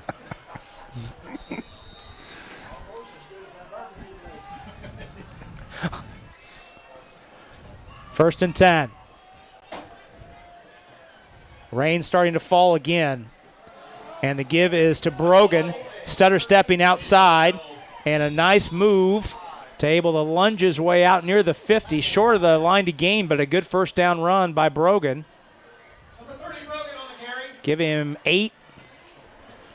Good pursuit. Call it, let's see. Yeah, call it 8. Somebody was right there to bring him down, but he has done a nice job all night of making that first guy miss on his own. Second down and 2.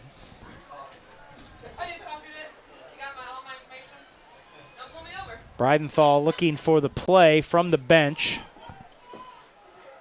Burhin goes in motion left to right. Breidenthal stands in. Screen pass is caught.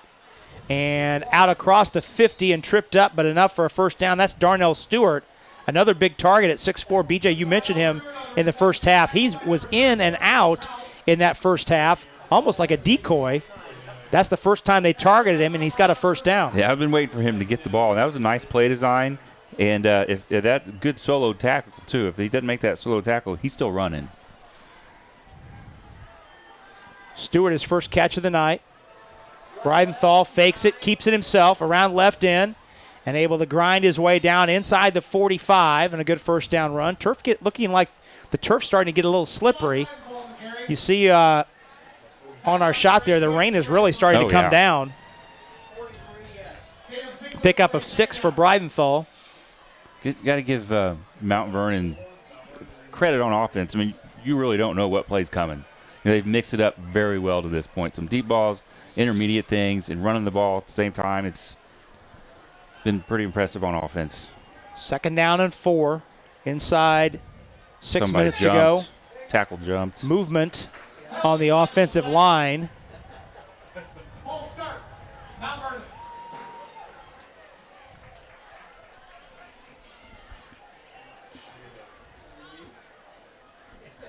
Let's take a look here. Yep, that's the guard,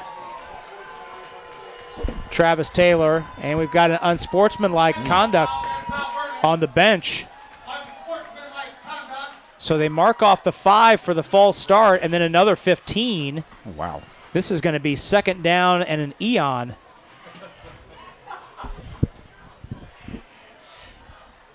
they going to pick it up, though? Or unless they're going to pick it up and give them a bench. They might pick it up and make it a bench warning. But let's see here. They've already marked off the 5 yards for the false start. And now I think here comes the 15. Yes, indeed. Oh, boy. So that turns into essentially a 20-yard penalty.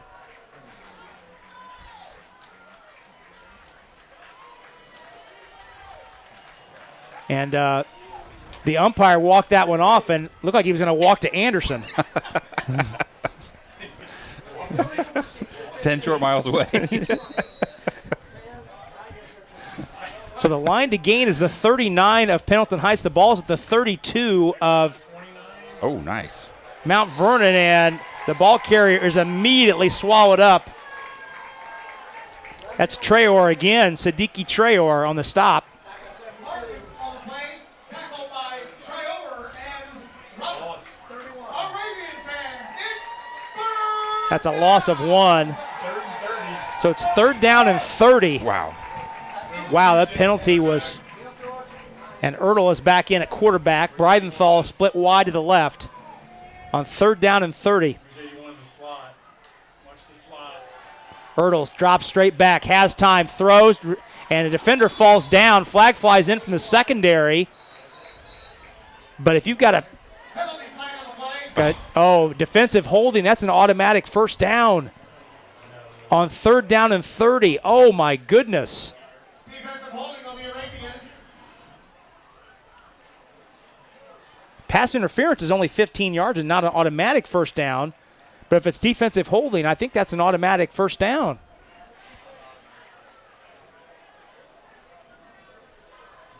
Let's see here.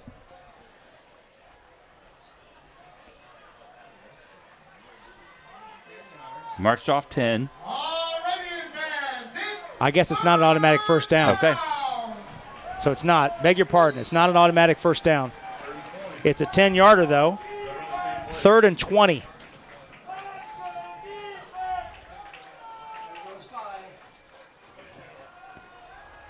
Ertl drops, plants.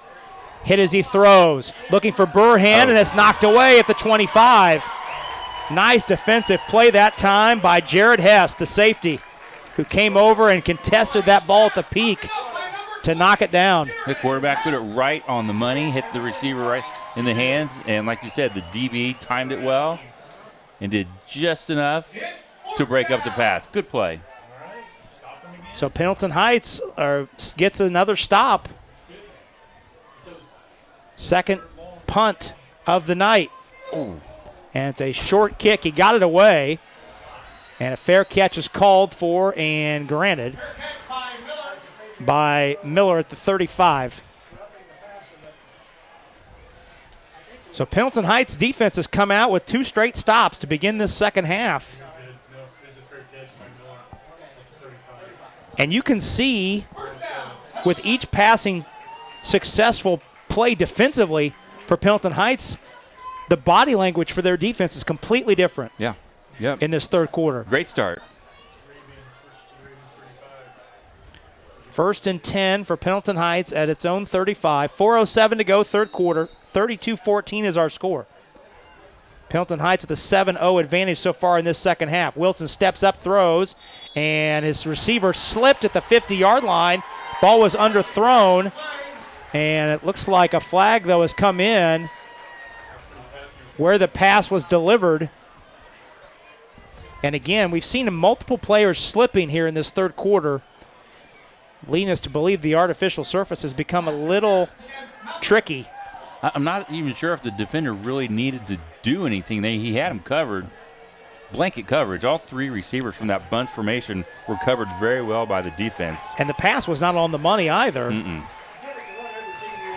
So that's already the 4th penalty in this quarter for Mount Vernon for 44 yards. It looked like the pass was a little behind him, which caused the receiver to slow down, and then the DB ran into the receiver. So 1st and 10 at the 50 on the 15-yard pass interference penalty. Wilson stands in, throws, wants the far side, and the ball is underthrown, and it's picked off. Picked off by Eli Breidenthal. First takeaway of the night, and it comes from the Mount Vernon defense.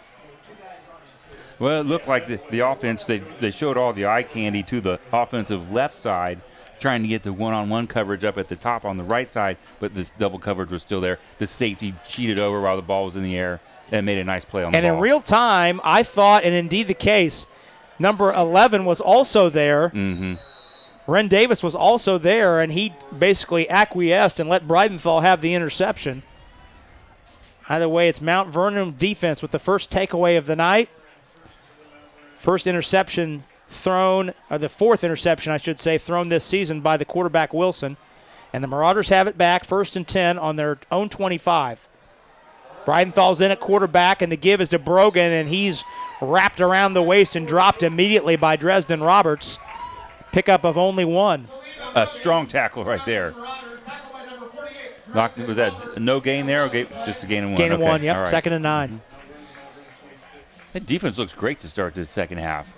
Taking away that interior run. You're going to have to make Mount Vernon do something else here. Breidenthal long count, turns and gives to Brogan, and he accelerates through the initial traffic. He's into the secondary, breaks an ankle tackle. He's out across the 50, out across the 40, beg your pardon, but he's got a first down. Boy, Brogan has shown an innate ability tonight to run through tackles at the line of scrimmage and turn what looks like 2-yard gains into 10s and 12s. He has. He makes that first guy miss almost every time. That's a pickup of 17. Brogan had a 23-yard rushing touchdown in the first half. Breidenthal fumbles the snap, kept the play alive, looking downfield. He'll keep it, and he's tripped up, able to get across the line of scrimmage and pick up a couple. Tackled from behind on the ankle tackle by Nick Trout. Yeah, good shoestring tackle there because there was a lane. There was a lane for him to continue running. Here it is. Breidenthal turned that fumbled snap into a positive play. Picked up 3 on the run. 2nd and 7. Mount Vernon slowing things down with this 18-point lead, being much more deliberate, letting the play clock run down to single digits before they snap the football. Play clock at 2 as Breidenthal takes the snap, drops straight back, looks, throws, has a man in and out of his hands. 8 yards upfield. That's Trey Jones. Incomplete. Good read, good throw. 3rd down and 7. Arabian fans, it's 3rd down. 3rd down and 7. He started to make his move just a little too early before he brought it in. Jones, a junior, 16 catches on the year. Only been targeted twice tonight.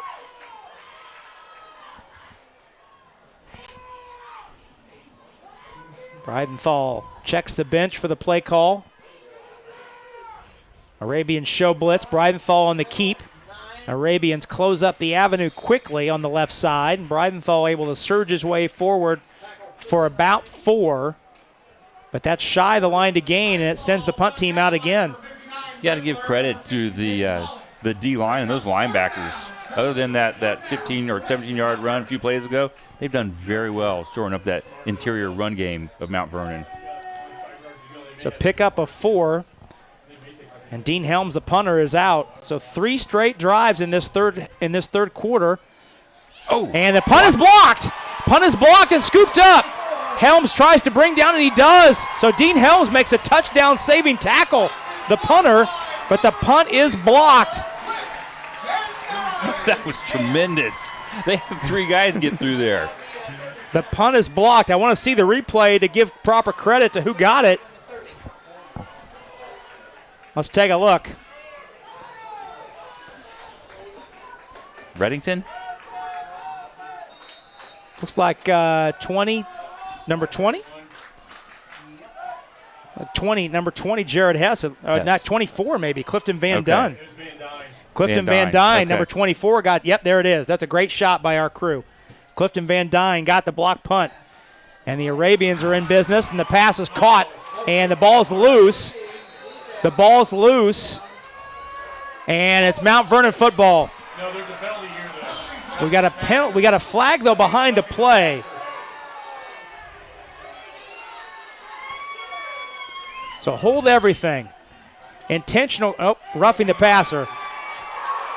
So it was a catch It was a catch and a completed pass and a fumble recovered by Mount Vernon at the 15, but that will be erased on the roughing the passer call. So that's going to negate that, so we'll just get a penalty. So this will be a 15-yard penalty from the spot.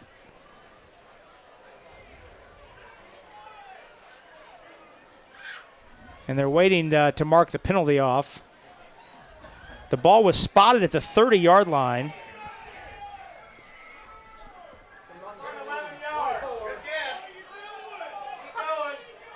Why is the ball placed at the 24? That's a 7-yard penalty. I'm not sure why the ball is at the 24. So it's 1st and 4. So 1st and 4. And now There they'll we mark go. off the rest of it. So it's a 15-yard penalty. 1st and 10 at the 15. And wait for the chains to get set. They got it right. That's all right. That's all that matters. They got it 1st and 10. Wilson steps up in the pocket, and he's able to work his way back to the line of scrimmage. Tackle by number 39, Kellen LaBelle. Nice tackle by Kellen LaBelle to close the gap. No gain. 2nd down and 10. Good thing for Mount Vernon that he made that tackle because their DBs are playing man-to-man coverage. They're not seeing that quarterback scramble like No, that. their backs are turned. Their backs are turned. So 2nd and 10 at the 15 of Mount Vernon. Pendleton Heights driving. Inside a minute to go, 3rd quarter. DeRolf in motion, right to left. Wilson on the keep, trying to turn it upfield. Spins away. He's inside the 10, but that's going to come back on a hold. Penalties against Mount Vernon has been a story in this 3rd quarter, as the Marauders have been whistled for 5 penalties for 59 yards in this 3rd quarter. But that's a big penalty on Pendleton Heights, the hold.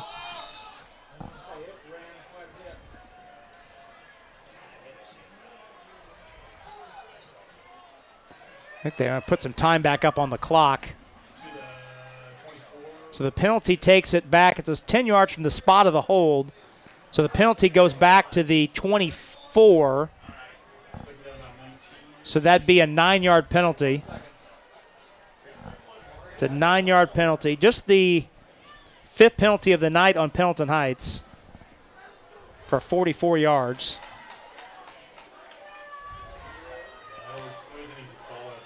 And I think now they're trying to get the clock where they want it.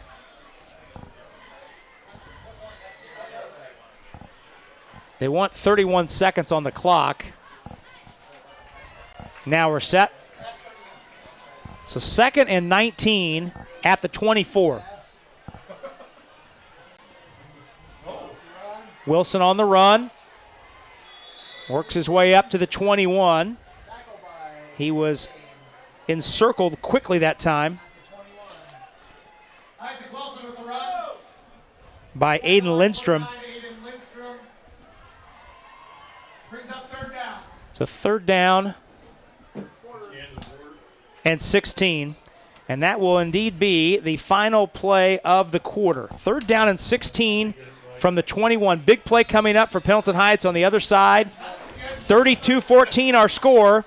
Mount Vernon leads at the end of 3 quarters, but the momentum is on the home side as we head to the final 12 minutes. We'll have it on the other side of this break as you're watching Indiana High School football on 9 Star TV.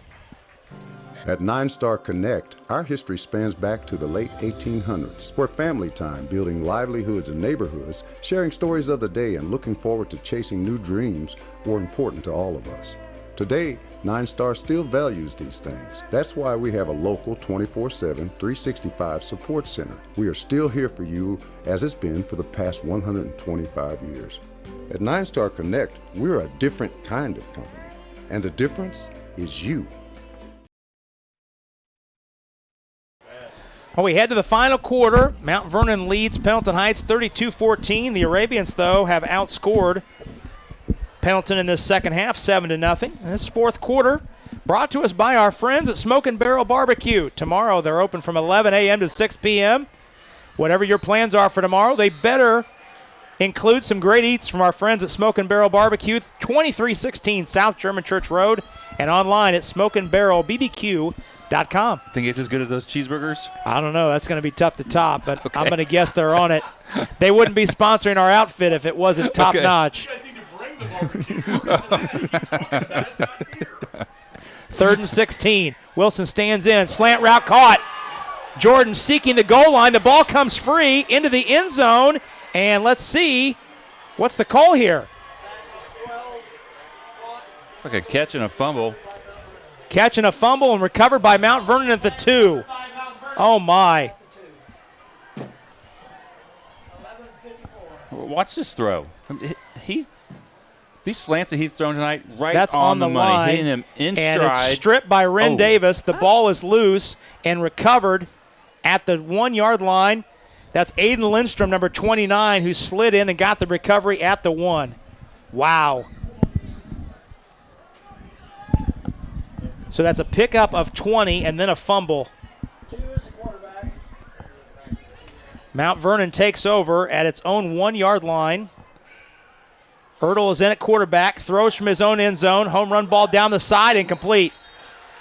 Going long for Trey Jones, incomplete. Mount Vernon crowd wanted pass interference to no avail.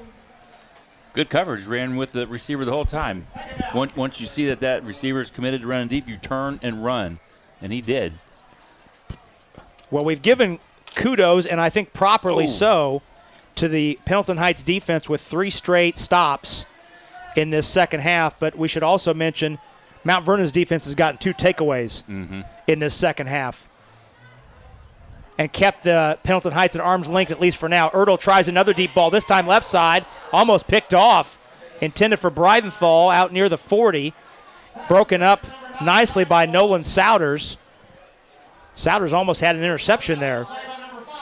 Yeah, it seems like just about every ball that he's thrown has been a deep ball to the sideline. And he throws a pretty ball. Look at that. And Souders has had an interception in each of the last 2 games, and he almost had one there to make it 3 straight. Great coverage. So Mount Vernon, big play both ways here, because Pendleton is thinking about forcing a punt from the back of the end zone. Mount Vernon is looking for some breathing room on 3rd and 10. Ertl stands in, throws. Underneath catch by Breidenthal, and he's able to weave his way out across the 15. That's enough for a first down and to give Mount Vernon a little breathing room, and more importantly, let the Marauders run some more time off the clock. The quarterback did a nice job here being patient, waiting until the receiver found that soft open spot and put it right on him. Good route, very good pass. So Breidenthal, that's his 3rd catch of the night. His first one that was not a touchdown. He had 2 touchdown catches in the first half. Timeout called by Mount Vernon. So the football is at the 17-yard line? 18-yard line. So that was a pickup of 17 by Breidenthal on that catch.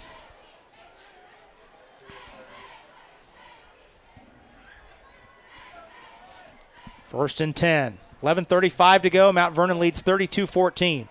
Ertl throws left side, caught by Burhen in traffic. Now he's got some room to run before he's ankle tackled at the 26. I don't know how he caught that. The DB went through the blocker to break it up, and he still caught it.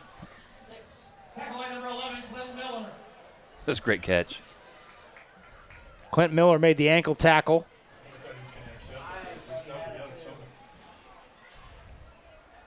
Burhen picked up 8, 2nd and 2. The give to Martin. He's got a first down, and he's out near midfield. He's still on his feet before he's escorted out of bounds inside the 40.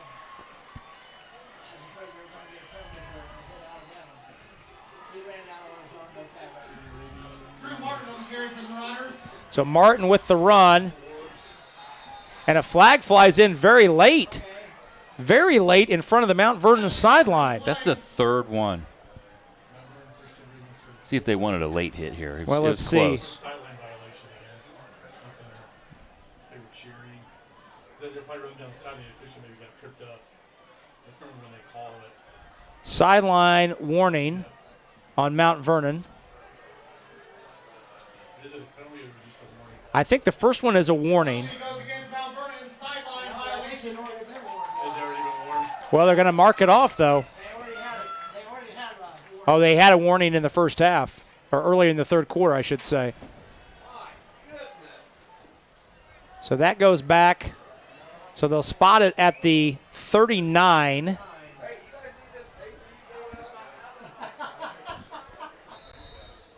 Get him, Chris.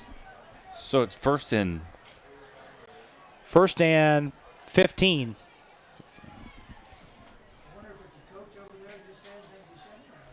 No, I think they just were in the way. I think what happens is It's a 35-yard run officially by Martin. Martin again on the carry. And he stood up. Martin with 80 yards rushing. Trout on the stop. Martin picked up 3 to the 36. Second down and 12. so what happens is they go onside. you think they'd find a way to get Burhen the ball. It's been a while. The official A jet sweep or a simple pass. Or normally has to run around, so normally called it. So he probably didn't say anything. Now Jed Richmond is having a very animated conversation with the side judge. I'm not sure about the spot after that long run. Yeah, I'm still trying to Yeah, do the math on that. they were moving. Now Hand that off one- across the formation to Burhen. He's got to run. He's still on his feet. He's inside the 25, but a flag flew in right as that ball was snapped from the judge on the home sideline. Let's see what he has.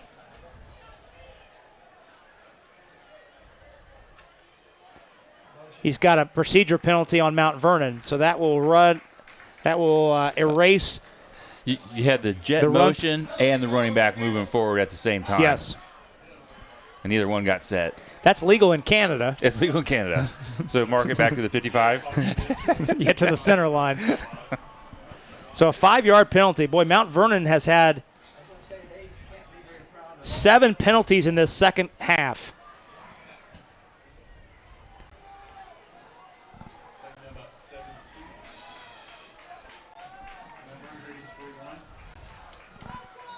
7 penalties for 74 yards for Mount Vernon in the second half. Second down and 17 at the Pendleton Heights 41. Clock stopped because of the penalty.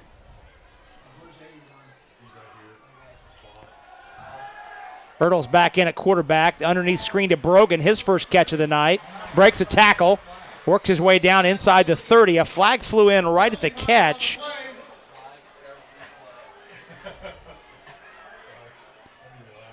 Maybe a face mask. The legal man downfield.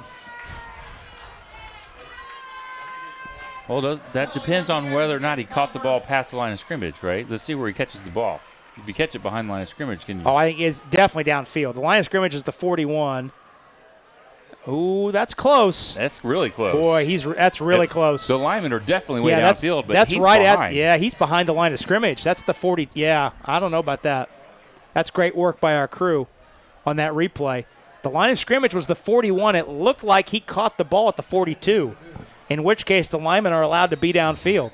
Either way, it's a 5-yard penalty, and it's second down and a long way. Ball's at the 46. The line to gain is the 24, so it's second down and 22. Ertl still in there at quarterback. Hard counts. Now takes the snap, looks, throws, has a wide open man. Defender fell down. Breidenthal's got the catch, and he's got a first down right at the line to gain. The defender fell down, but you give credit, BJ, to the freshman quarterback who recognized the situation and took advantage of it. Yeah, good pass on the money. That one was a laser. Breidenthal is over 100 yards receiving. All right, he's right at 92. And they give up the middle to Martin, nothing there. Maybe a loss of 1 even as he's dropped outside the 25-yard line by Peyton Pollock. Loss of 1. Loss of 1 on the play, second down. Second down and 11.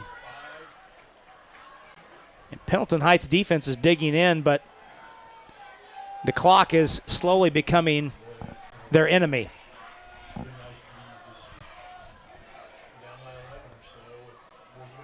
32-14 is our score. Brogan running short side, looking for a hold. Not a lot there. Dragged down by Dresden Roberts, the first man there. Eli Arthur also in on the action. Give him 2, he being Brogan. And another flag flies in after the play. And I think they're going to call another unsportsmanlike on Mount Vernon. Yep, they absolutely did. Boy, oh boy. You see Vince Leidy on our camera shot at the 28-yard line, just beside himself right now. He was looking like a player. He was looking like straight out like on the line, like 73 or something. Yeah, I did not see, and we're not going to be able to know who, but it sure looked like that call came from somebody on the field. That came from something that happened on the field that was said by somebody on the field. But it's a 15-yard penalty. It's like they're going to call a timeout and Yeah. gather themselves over Well, on the Mount Vernon sideline. Mount Vernon has an 18-point lead with 9 minutes to go. Film session might be interesting tomorrow morning. Yeah. Just got to give lots of credit to this Arabian defense. Man, they come out and played great this second half. And Mount Vernon, it's not like they're just sitting back. They're still taking shots. You know, they're running their regular stuff. But Pendleton Heights done a great job so far in this third and fourth quarter. Mount Vernon has been called for 9 penalties in this second half and 4 unsportsmanlike penalties at 15 yards a pop.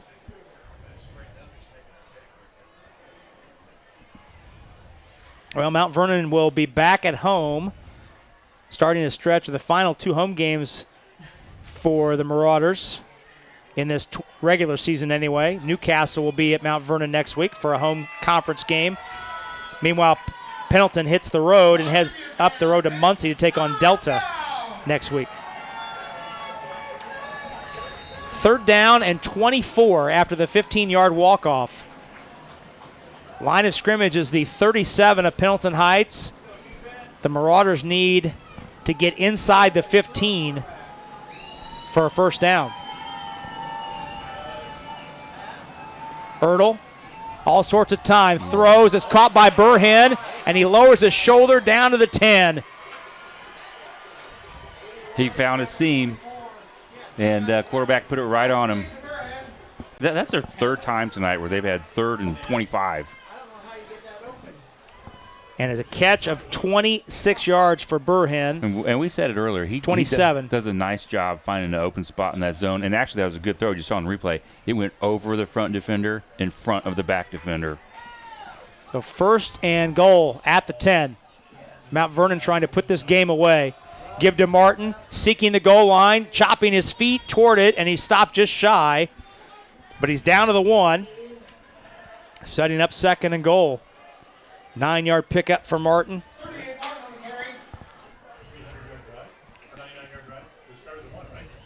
Good hard run. Oh, there you go.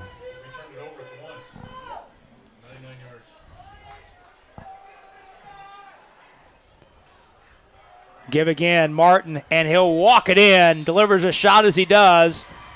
Touchdown, Mount Vernon. Drew Martin, a 1-yard run. And that caps a 99-yard drive for the Marauders after the fumble at the 1 by Pendleton Heights.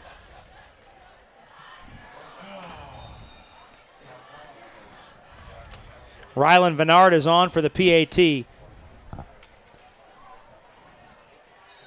On the way and good. So 39-14 is our score with 8:17 to go in this one. Mount Vernon getting its first points of the second half. Each team has scored a touchdown in the second half. And the 25-point lead for Mount Vernon is where we stood when this half began. Well, BJ, you look from a Pendleton Heights perspective, you look, there have been 2 plays that have, and for people that were not here tonight to watch this game unfold, they're not going to understand that this game is much closer than it would appear looking at the score line. You can pinpoint 2 specific plays that went a way to dictate the momentum. The converted 4th down when Mount Vernon went for it at midfield up 14-7 on the fake punt. And then Pendleton Heights is a yard away from making it 32-21 at minimum. At the 1. If they go for 2, it's potentially 32-22. Changes everything. They fumble the ball after the catch. Mount Vernon drives 99 yards and takes about 5 minutes off the clock to stretch the lead back to 25. I give them credit for a great drive. Absolutely. 99 yards in penalties and 99 yards in offense. Absolutely. No, I don't know. That's what it seemed like. Here's the kick, and Miller takes it at the 3, right in the middle of the field, looking for an avenue, and he accelerates his way out across the 25 before he's tossed down there at the 27. Let's see if they go into any sort of 2-minute offense or hurry-up mode and just pick up the pace a little more here. And one other point I want to make about Mount Vernon, what they did with that 99-yard drive, there were some penalties there. They went about 150 to get the 99 with the penalties. But they responded like a defending state champion you would expect them to in terms of standing their ground and then driving 99 yards to put this game close to being in the cooler. Pass is caught at the 30 by DeRolf. Back to that drive. About 5. Back to that drive. 0 panic. No, from the absolutely. Marauder sideline and the player. And, that was a great drive. Pick up a 4, second catch of the night by DeRolf. Well, it helps when you have 2 stud quarterbacks that you could choose from. And, they're both playing well. And a 6'5" Big Ten athlete to make a play on 3rd and 25. Second down and 6. Wilson sends DeRolf in motion. Wilson stands in, down the sideline, and incomplete. Pass sails over DeRolf's head into the Mount Vernon bench area. And it's 3rd down and 6.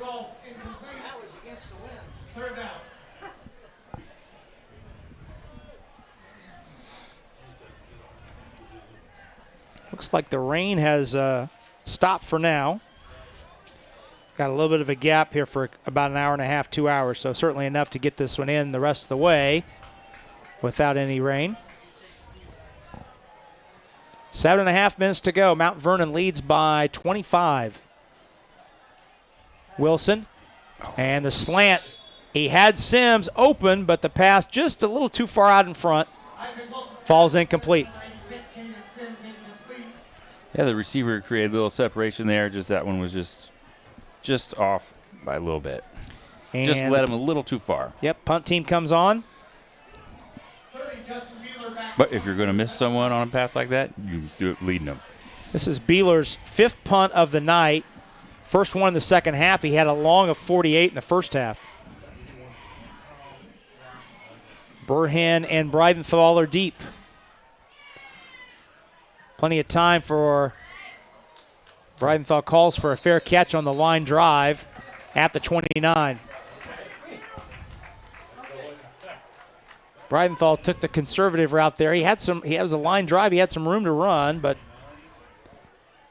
chose to play it safe with the 25-point lead.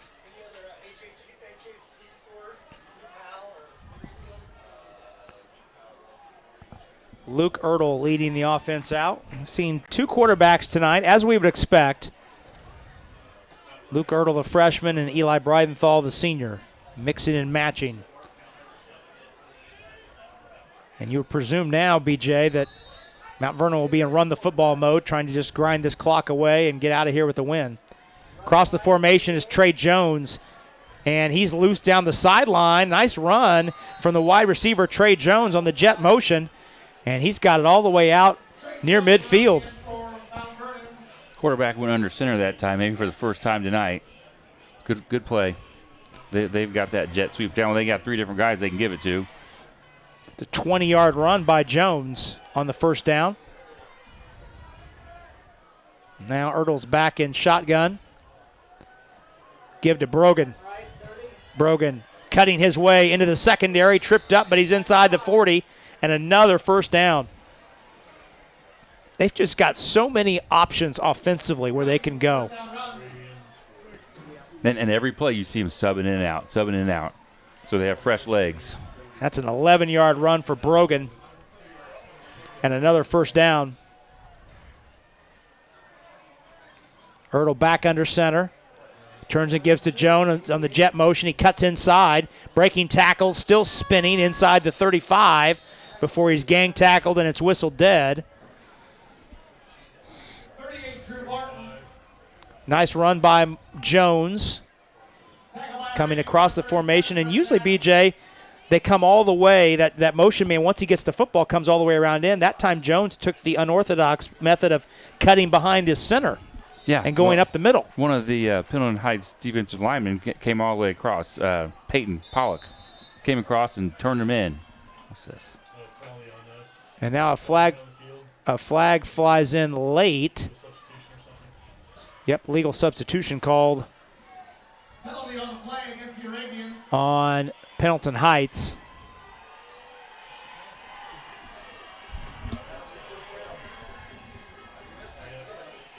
Whoa.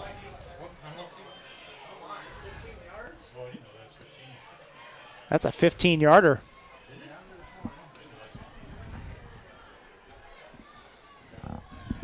So 15-yard penalty. Third on Pendleton Heights here in the half. 3 penalties for 34. It's a first down. First and 10 at the 20.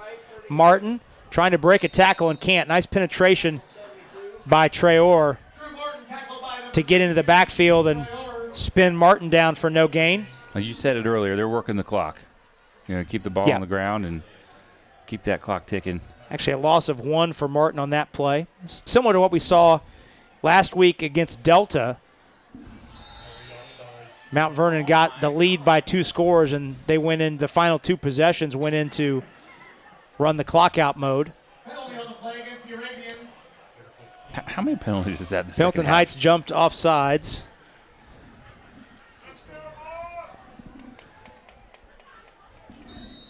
We had 13 penalties in the second half. Jeez.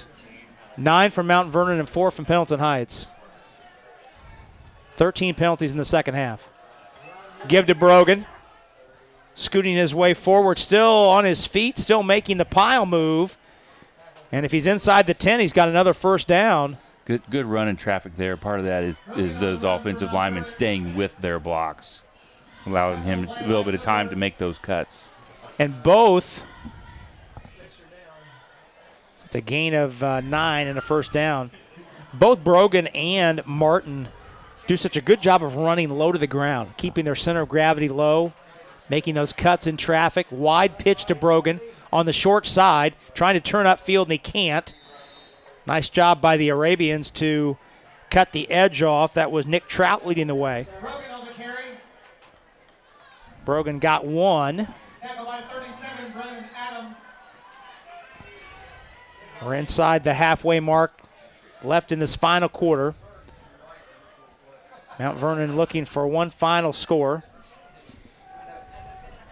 Actually, it's Brennan Adams on the tackle there, number 37. Give to Martin, who's back in, and Brennan Adams is in there again with another tackle from behind. That's 2 straight plays where Adams has grabbed a man from behind. Martin on the carry. Boy, how strong do you have to be to grab a guy's jersey who's running away from you and pull him back with one hand? Tackle for loss by Adams. No kidding. Good play. Busting through there like that. Very nice. It's a loss of 2 on the play. 3rd and goal from the 11.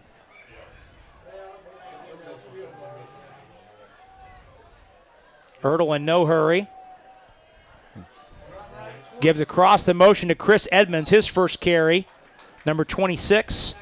And he's tackled for no gain as he tried to turn it upfield and couldn't. Chris Edmonds on the carry for Mount Vernon. Tackled by number 5, Souders. No gain for Edmonds on that play. 4th and goal from the 11. And It's 4th down. Mount Vernon certainly at least showing that they're going to go for it here. Ryland Vennard had a 37-yard field goal in the second quarter. But the Marauders go for it here. Ertl stands in, flush in the pocket, seeking the goal line, and he's tripped up, but he's able to soar his way into the end zone for his first rushing touchdown of the year. Great athletic move there. And finishing off the run, diving in the end zone. Looked like they had him, but he had a full head of steam going and made a nice move and finished it off with that good dive across the goal line. The freshman quarterback made the play with his legs. He came in with negative 11 rushing yards on the season, so he hasn't done much rushing. Only 8 carries heading into this season, but he finds the end zone from 11 yards out, and he makes it 45-14. PAT on the way and is good by Vennard. So Vennard is perfect tonight. 5 out of 5 with a field goal to boot. And it's 46-14 Mount Vernon with 3:54 to go in this ball game. Fans, other scores around the 18th seat tonight. Well, at this point, you just you're going to put in some of your younger guys, get some experience, keep the clock ticking, and I don't know, but I feel like this game is much closer than what this score No question. shows. Yep, I would agree. Newcastle victorious 17-12 over Delta. So Newcastle has grabbed its first win of the season in conference play. 17-12 victorious over Delta. New Pal defeating Greenfield 42-7. Dragons undefeated and ranked number 1 in 4A. 3:54 to go. And Mount Vernon is 3 minutes and 54 seconds away from running its winning streak to 8 straight over Pendleton Heights. And 11 of the last 12 have gone the Marauders' way. This could be the first of 2. These 2 teams in the same section, they could match up again here in late October. It's another flag. Penalty on the kickoff.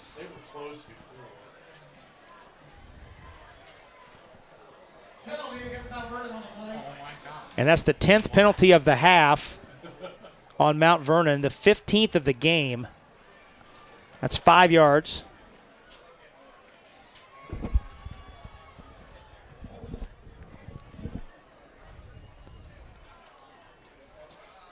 By my unofficial count, 98 penalty yards in this second half for Mount Vernon.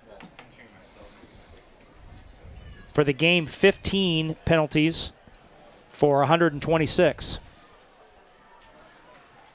3:54 to go. Vennard will kick off from the 35 on the after the offsides.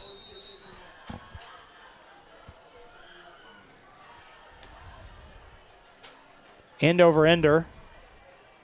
Taken by Jones at the 9. Jones accelerates, and then he's chopped down shy of the 30. Keaton Jones on the return for Pendleton Heights.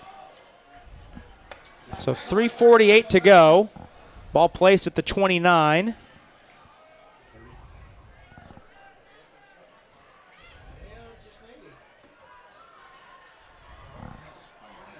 Got a few new numbers coming out for the Marauders on defense. Yep, get some new faces in. Certainly get your frontline guys off their feet.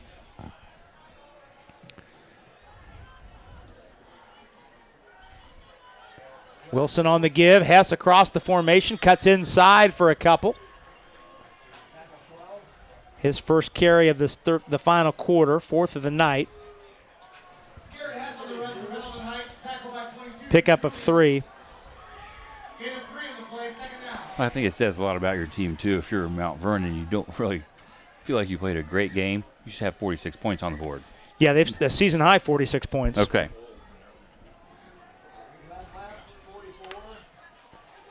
Nice run by Eli Arthur, his first carry of the night, to work his way out to the 40 and a first down. Give him 8. Gain of 8 on the play. Tackle He by broke 2 24. tackles there to finish off that run. Very strong. And BJ, I've been really impressed with the junior quarterback, Isaac Wilson, a converted wide receiver. He was not initially going to be the starting quarterback when camp began, but an injury put him in this position to be the quarterback, and I just like the way he battles. Oh, absolutely. He's got a toughness about him. And great instincts, too. whether to run or throw, and just good decision maker and plays hard, runs hard. He's finished off a handful of runs today the right way, and you're right. I mean, that says a lot about him just as an athlete to be able to switch positions like that and come in and play so well. Quentin DeVault picked up 3 on the first down run, 2nd and 7. And a nice run around the end to tuck out of bounds by Bo Surface. His first carry of the night, number 9 on the run. He's got a first down. Stepped out of bounds at the 43, but that was enough, or at the 49 of Mount Vernon, but that was enough to reload the chains. He needed 7, got 8. And he was able to turn the corner that time. Most of the night they haven't been able to get all the way around and turn it. That was a nice run. Getting all the way around and headed upfield for that good gain. 2.5 minutes to go. Trying the left side. That time is Quentin DeVault again. Able to grind out a couple before the white shirts drive him back. Ethan Lynch on the stop. Pickup of, call it 2.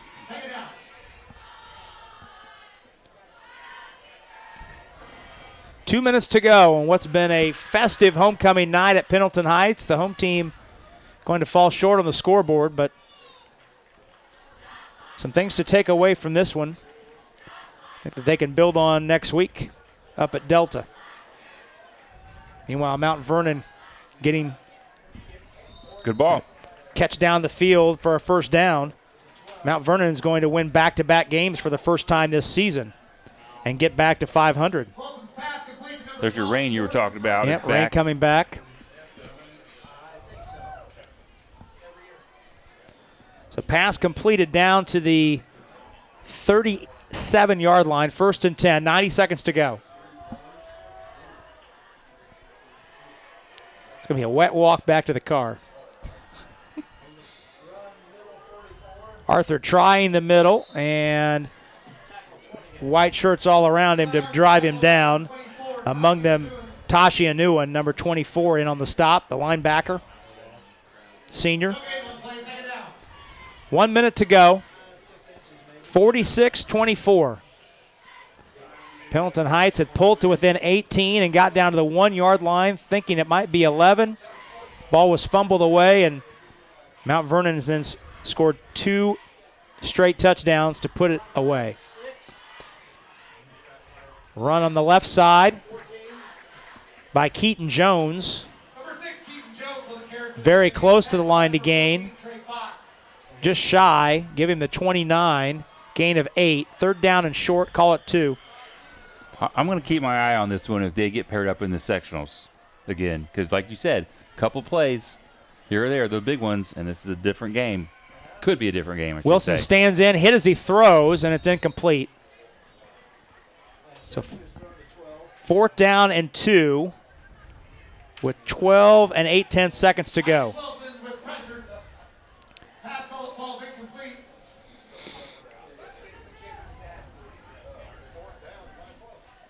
So 4th and 2 at the Mount Vernon 29, 12 and 8/10 seconds to go. The Marauders lead 46-14.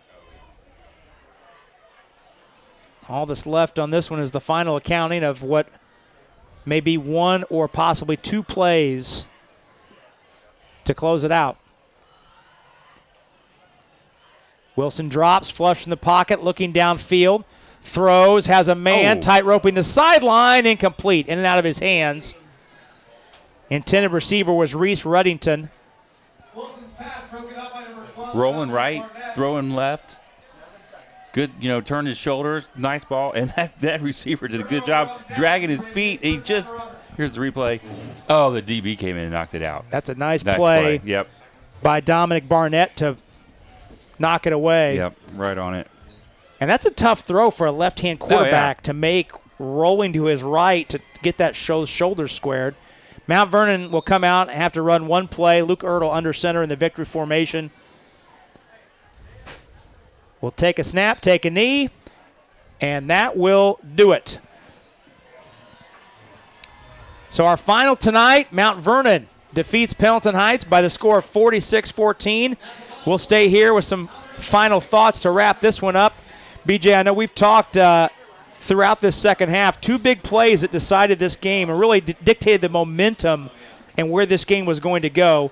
The fake punt that Mount Vernon successfully executed in early in the second quarter. They turned into a touchdown and a 2-score lead.